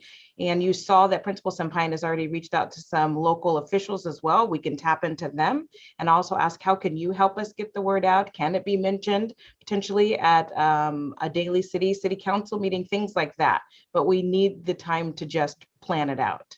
And so I think the question for us is, or the thing that's on the table is the board going to be okay with Principal Sampayan and I mapping out the timeline and then either bringing it back or submitting it to you guys so that we haven't lost sight. It will go on our PM spreadsheet. We'll make sure we don't lose sight of it. But depending on what the committee wants to do, we'll be able to backwards map from there. Thank If you you. guys are And comfortable. what are we going to say?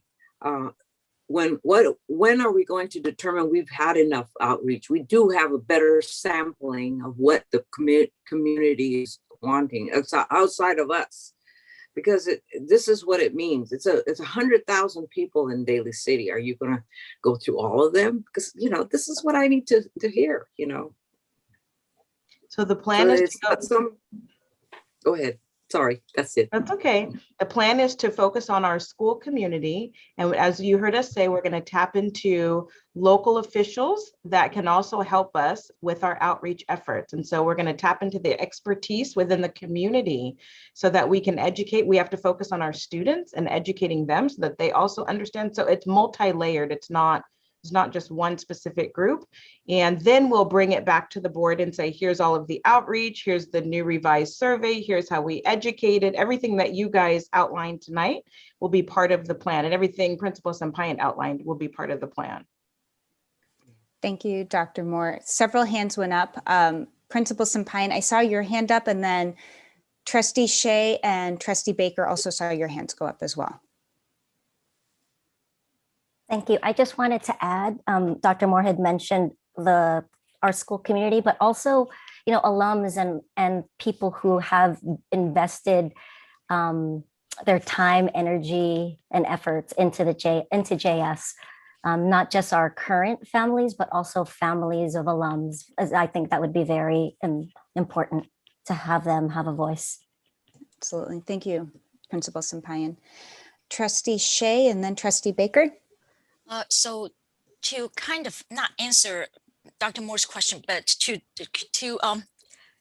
answer your question, I'm totally comfortable and confident with your direction. And then when you and Principal Sampayan ready, you just bring to board, and then you constantly keep us in the loop. So I'm very confident that this will not go sideways. So it's my opinion. You can decide. Thank you. Thank you. Thank you, Trustee Shea, for making sure we actually answered the question. So keeping us on track, much appreciated. Trustee Baker. First of all, let me do say I do trust Dr. Moore and Principal Sampayan implicitly to work on a timetable among themselves. I think they've heard us that, we don't want this dragging out forever, but also want to make sure that the day-to-day functions of the school come first. And as far as what I was thinking outreach is like community forum at the school, I'd be willing to be among those participating in a roadshow, visiting community groups, visiting doing a presentation before the Daly City Council, et cetera. Basically try and say, this is what's been proposed. This is why we're thinking that, give us your thoughts. I wasn't literally thinking of knocking on doors and making phone calls, but I was definitely thinking not just putting an ad in the paper. So that's just where I am. Wonderful. Thank you, Trustee Baker.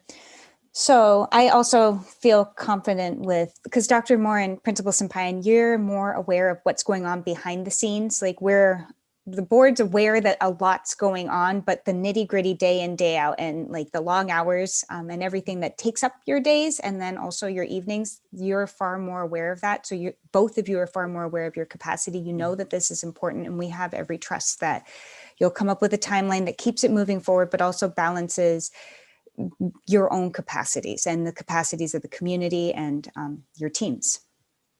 Thank you, President Lujan. Absolutely. Okay, so do you feel like you have good direction? And then Trustee Baker, did your hand go back up or was it still up?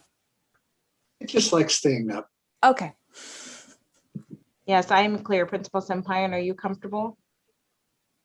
I'm extremely comfortable, thank you. And I would like to thank the board for your confidence in me with working with Dr. Moore. And I hear you loud and clear, Trustee Baker, you're on. We have you. Yes, thank you. Thank you, President Lujan, and thank you. For the volunteer, Ben. Thank you. Absolutely. Thank you so much for joining us this evening and for all your work and helping prepare so that way we can make informed decisions. Really appreciate you. Awesome. Okay, we get to move, we're moving into the action portion of the meeting this evening. So beginning with educational services, approval to extend the Seesaw Learning Platform Agreement. Staff recommends the approval to extend an agreement with Seesaw for a 3-year term beginning August 1st, 2021 through July 21st, 2024 as presented to the board. So moved. Okay. Second. First by trustee Baker, second by trustee Murray. Roll call, please. Student trustee Rangel Cruz, Yes. trustee Baker, Yes. trustee Shay, Yes. trustee Murray, Yes. Vice President Richardson, Yes. President Lujan. Yes, motion carries. All right, next item, approval of Illuminate Data Management Platform Agreement. Staff recommends the approval of an agreement with Illuminate to provide a data management system for the district as presented to the board. Do we have questions or a motion? So moved. Second. Second. Okay, first by trustee Murray and second by trustee Shay. She beat you by just a moment, Vice President Richardson. Roll call, please. Student trustee Rangel Cruz, Yes. trustee Baker, Aye. trustee Shay, Yes. trustee Murray, Yes. Vice President Richardson, Yes. President Lujan. Yes, motion carries. All right. Approval of Memorandum of Understanding with Silicon Valley Education Foundation, SVEF. Staff recommends the approval of the MOU with SVEF to provide the Elevate math program for 3rd through 10th grade students as presented to the board. Questions, motion? I'm very excited to see this MOU. So thank Awesome. you. Do you want to move it since? Yes, I move it. Thank you. She's so excited. Our first is trustee Shay. Do we have a second? I have a really, really tiny brief question. Go for it. The dates in this one are kind of weird dates for a school year. February 25th through October 1st. Can you tell me why those dates are so strange and don't seem to line up with either a calendar or academic year? Or? Yes, I can. Trustee Baker, great question. Elevate Math it's part of our summer school program. So we partner with Silicon Valley Educational Foundation for the past couple years using Elevate Math. So these are for students that score at the standard nearly met on a previous year's CAST or SBAC assessment. So that's why it is only through the summer. So we usually partner with them in February because we start doing the preliminary work, gathering the data, and then we actually run the course during our summer school program. And then we need a little time to disaggregate the data, and we'll be bringing a report back, as we always do, in August, sharing results. Great. Thank you, Mr. Irish. I didn't see the word summer in there, so I was a little bit confused, but that clarifies it. If it's not been seconded, I will. Right, so we have a first by trustee Shay and a second by trustee Baker. Roll call, please. Student trustee Rangel Cruz, Yes. trustee Baker, Yes. trustee Shay, Yes. trustee Murray, Yes. Vice President Richardson, Yes. President Lujan. Yes, motion carries. All righty. Approval of triennial update to the San Mateo County Office of Education provision of educational services to expelled students. Staff recommends the approval of an up-to-date description of the district's programs for their expelled students and submission of the same to the San Mateo County Office of Education as presented to the board. So moved. First by trustee Baker, Second. second by trustee Murray. Roll call, please. Student trustee Rangel Cruz, Yes. trustee Baker, Yes. trustee Shay, Yes. trustee Murray, Yes. Vice President Richardson, Yes. President Lujan. Yes. Okay, motion carries. Next item is acceptance of agreement with unrepresented groups and the corresponding AB 1200. Staff recommends the acceptance of the agreement with the district's unrepresented employee groups and pursuant to Government Code Section 3547.5, approval of the corresponding AB 1200 document as presented to the board. So So moved. moved. Okay, Second. so, all right, so we have a first by trustee Murray and a second by Vice President Richardson. Roll call, please. Student trustee Rangel Cruz, Yes. trustee Baker, Yes. trustee Shay, Trustee Murray, Yes. Vice President Richardson, Yes. President Lujan. Yes. Okay, motion carries. Business Services, Resolution Number 21-35 for Fund 11 and Fund 14. Staff recommends the adoption of Resolution 21-35, authorizing the establishment of fund balances for Fund 11, Adult Education, and Fund 14, Deferred Maintenance. I had a question about that. Go Uh, is this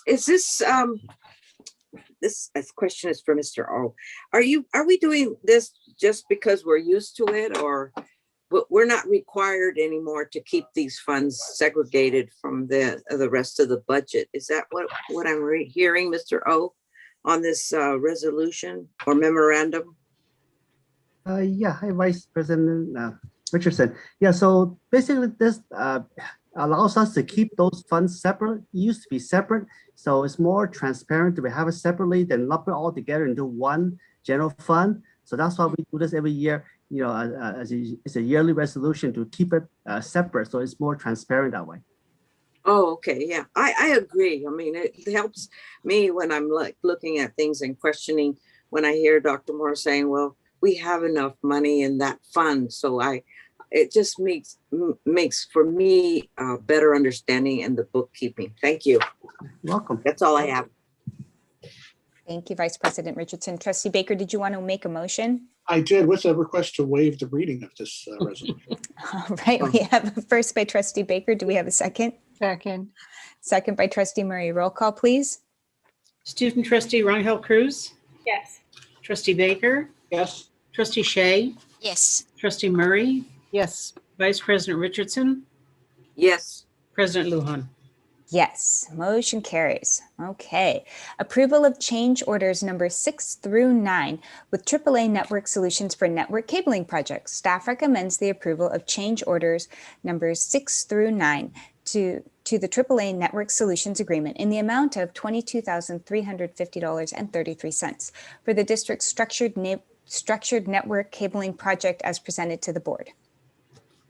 So moved. So moved. All right. Second. So first by Trustee Baker, second by Vice President Richardson. Roll call, please. Student Trustee Rangel Cruz, Yes. Trustee Baker, Yes. Trustee Shea, Yes. Trustee Murray, Yes. Vice President Richardson, Yes. President Lujan. Yes. Okay, motion carries. I believe this brings us to review of future agenda items and meetings. Are there any changes? I know we have a couple things brewing with moving forward with equity statement and whatnot. So there's a couple things also, other meetings that are going to be added. I think some have already been added to our calendars. Thank you, Neilani. May 29th and June 2nd. Wonderful. Thank you for keeping that work, keeping us all organized and making sense of our calendars and availability. Of course. 5/29. Oh, it's 29. Okay. Mhm. Things change a lot. Nalani, I sent back my email. I just got it this evening. So I Yeah, hope it's perfect. Yes, and that's why we're going to have the second one on June 2nd. Yeah. Bright and Okay. early on Saturday morning, so. Yeah. Okay, so I don't see any need for, I'm not hearing a groundswell of change, but that's okay. We have quite a few meetings coming up and that's a good thing, good things moving forward. Summary of board directives. Staff to follow up on outdoor education opportunities. Dr. Spalding to provide a presentation on staff compensation at the May 27th board meeting. Staff to follow up on whether the district has previously used the muralist who will paint a picture at Sunshine Gardens Elementary School. And Dr. Moore and Principal Sampayan to work on a timeline and community outreach for possible JS name change. Wow, you take excellent notes, Neilani. Like truly, well done. Thank you. Thank you. Okay, I believe this brings us to good and welfare. Oh my goodness. I know, exciting time. Trustee Baker. Just really briefly, I'd like to take one last time to thank student trustees Rangel Cruz and Verito for their efforts this past year. Thank you so much for keeping us in track. Also, congratulations to our graduates. We are not having a meeting until technically the evening that they graduate. So via Candias. And also, I did want to say I did get to one socially distanced event in the past few weeks. Yesterday, Sunshine Gardens had a bike rodeo arranged with an organization that I'm a member of, the Silicon Valley Bicycle Coalition. And they had about a dozen students out there learning tips, riding bikes, getting free helmets. And it was just so good to see the joy in their faces. These students were already in a cohort, according to Principal Gaetan. So it wasn't an extra risk or anything. And, I really do like seeing our students utilizing some sort of transportation that isn't a car and enjoying the freedom that being out there on two wheels provides. So good for them. Thank you, Trustee Baker. Trustee Shea.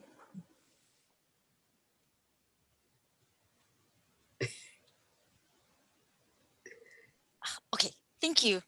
I saw Vice President Richardson also hands up. Thank you, President Luan.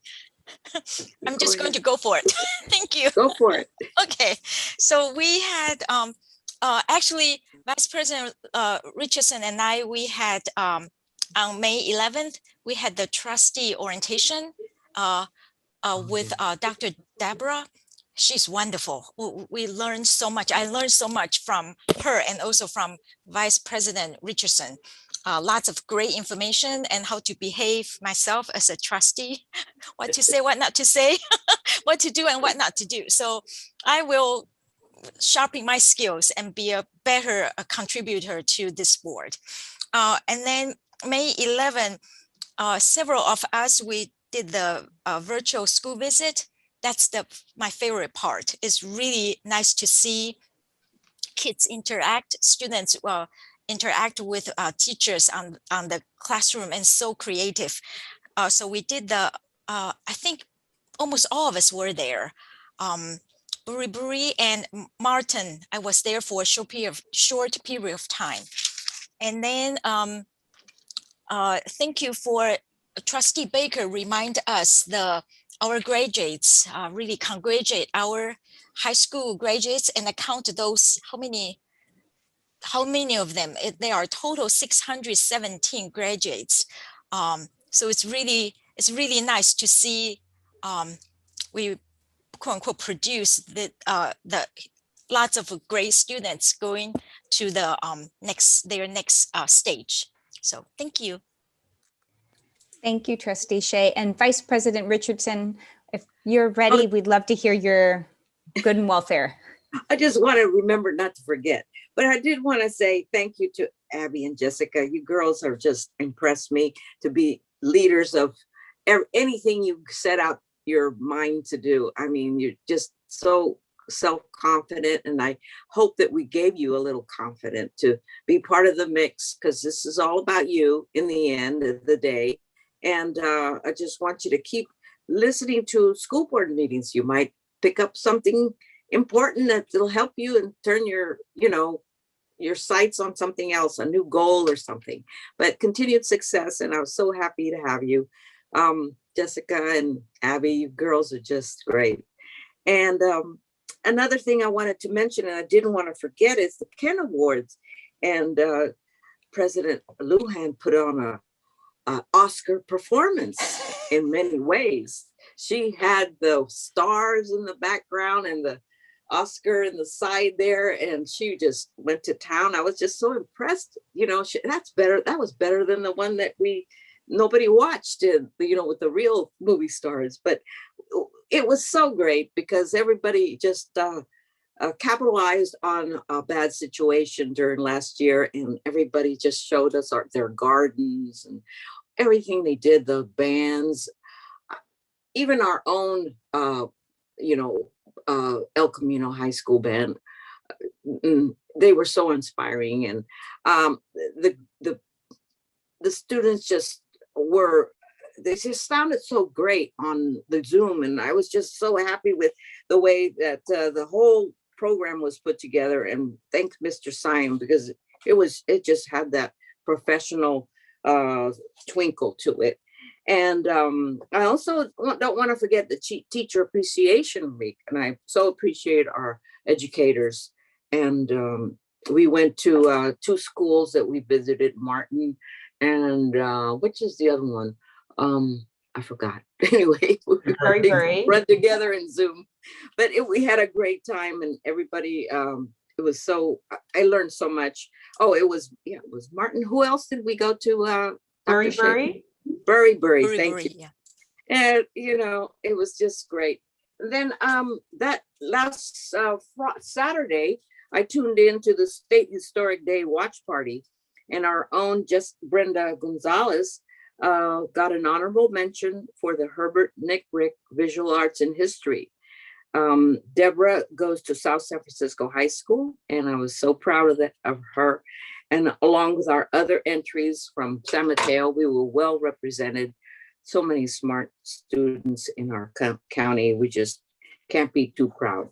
The last thing I wanted to mention, we got a write-up in the newspaper about the unveiling of the new Warrior logo. And so I want to hold it up, if you could see it. And a couple of days I saw this that it's coming out for the Warrior logo. And so look for it, girls. I know you mentioned it in your reports, and I'm impressed with that as well. So that is all I had to report. And I'm happy that we're signing off early for a change. We didn't have to, increase our time. Thank you, Vice President Richardson. Trustee Murray. Yes, thank you.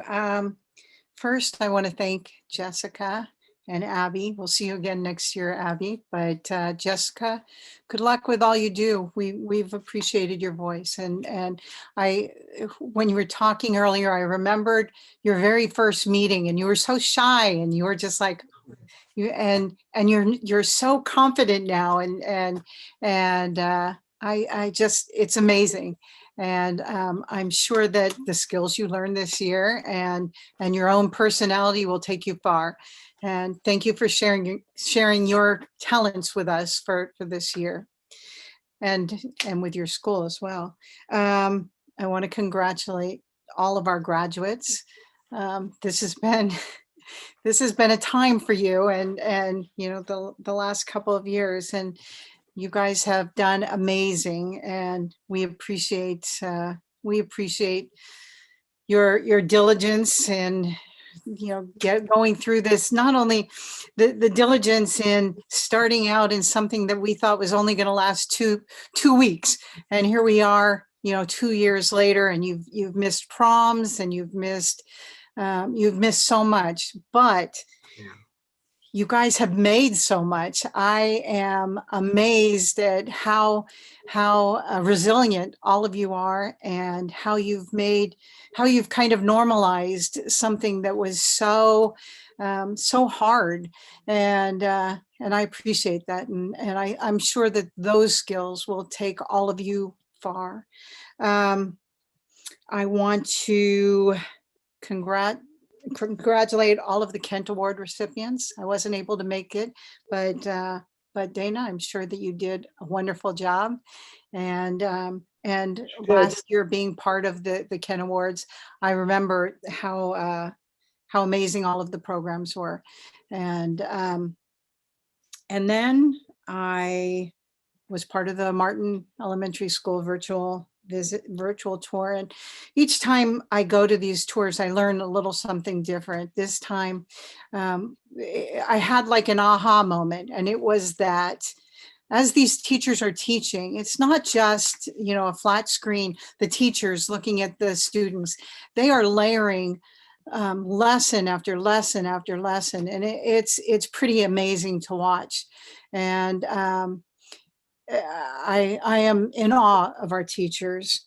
And following up on that, Kelly Duncan sent us the Zoom, the drama presentations, and there were 2 of them, School Picture Day and Once Upon a Zoom.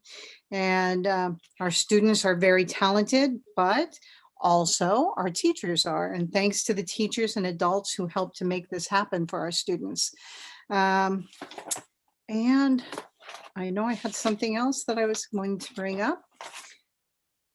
Thanks to all of you for making this meeting a fairly short one, which meant we did a good job, I think, at being efficient. And thanks to all of you for all of your work every day. Thank you, Trustee Murray. To build upon your points, this year has definitely been a year where limits have been tested and students and staff have been tasked with innovating at an insanely frenetic pace. And just when you think you've figured it out, the rules change. And despite that, it's just remarkable. I step back and think about just what has been accomplished this year on behalf of students. When I see the student performances and the way that students are still engaging and the efforts of teachers to make sure that they're adapting is just remarkable. And so I want to start with a huge congratulations to our graduates, because coming out of this is just beyond impressive. I also want to give a huge thanks to Jessica and Abby. It's been a pleasure working with both of you. You both have such courage, and I'm grateful for your voices. And with staff appreciation, I want to give a huge shout out to our staff because they have innovated at a frenetic pace. And I also want to give a big thanks to our PTAs for helping make staff appreciation extra special. I know each PTA unit worked really hard to figure out a way to make sure staff felt valued and appreciated. Like my fellow trustees, school visits are my absolute favorite because it keeps us connected to students and the teaching and learning and the whole reason why we deliberate over the things that we deliberate over. So I want to thank Principal Ramage for inviting me. I had executive cabinet on, so I end up missing the second visit, but I'm sure it was fantastic. This week, I also had the wonderful opportunity to join the 17th District PTA Honorary Service Award event, where former County Board of Education member Raj Shao was honored, as was Charlene Margot, and our County Superintendent Nancy McGee for working so hard to advocate on behalf of students. And I will say, County Superintendent McGee has advocated pretty hard and tried to keep the ship righted, even though the rules keep changing. So that was really rather special. And that kind of wraps up kind of everything where I'm at. So I just really just grateful more than anything. So thank you. All right, with that, I could go on for another, hour and a half or hour and 10 minutes if we want to stay till 10:30, but I feel like all of you probably want to enjoy your family. So I just want to say thank you to everyone. Night. With that, we adjourn. Have a good night, everyone. Bye, Jessica. Bye. Bye. Bye, Jessica. Jessica has her hand up. Jessica, I'm sorry. I didn't see that. So sorry. Don't go, everybody. I just wanted to thank everyone. Sorry about that. And for everything and the opportunities I've been given. I will definitely take this on and learn in the future. But I just want to pass it on to my partner in crime here, Abby. She has something to say for all of us. And then, yeah. Hi, sorry. I know you just adjourned the meeting, but I was wondering if we could actually end the meeting in a moment of silence for Roger Allen. For those of you who don't know who Roger Allen is, he was a Black man from San Francisco who was actually murdered by Daly City Police a month ago on April 7th. And it's been a month and justice still hasn't been served for him. And yes, this is Daly City, but they're still very much part of our community. And in fact, they're our sister city. So I think this would be a great way to kind of just end the meeting off, if that's okay with everyone. That's absolutely very appropriate. And thank you for advocating and bringing Roger Allen to our forefront. That's really important because it is just one jurisdiction north of us, and they are our sister city. So with that, can we engage in a moment of silence for Roger Allen, who was murdered on April 7th in Daly City?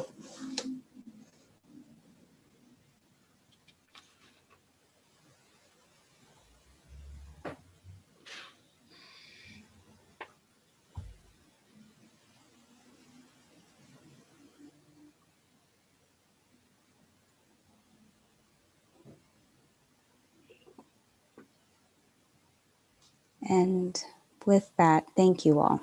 Now we'll officially adjourn the meeting, and I'm just grateful to all of you. Good night, everyone. Night. Good night. Good night. Thank you.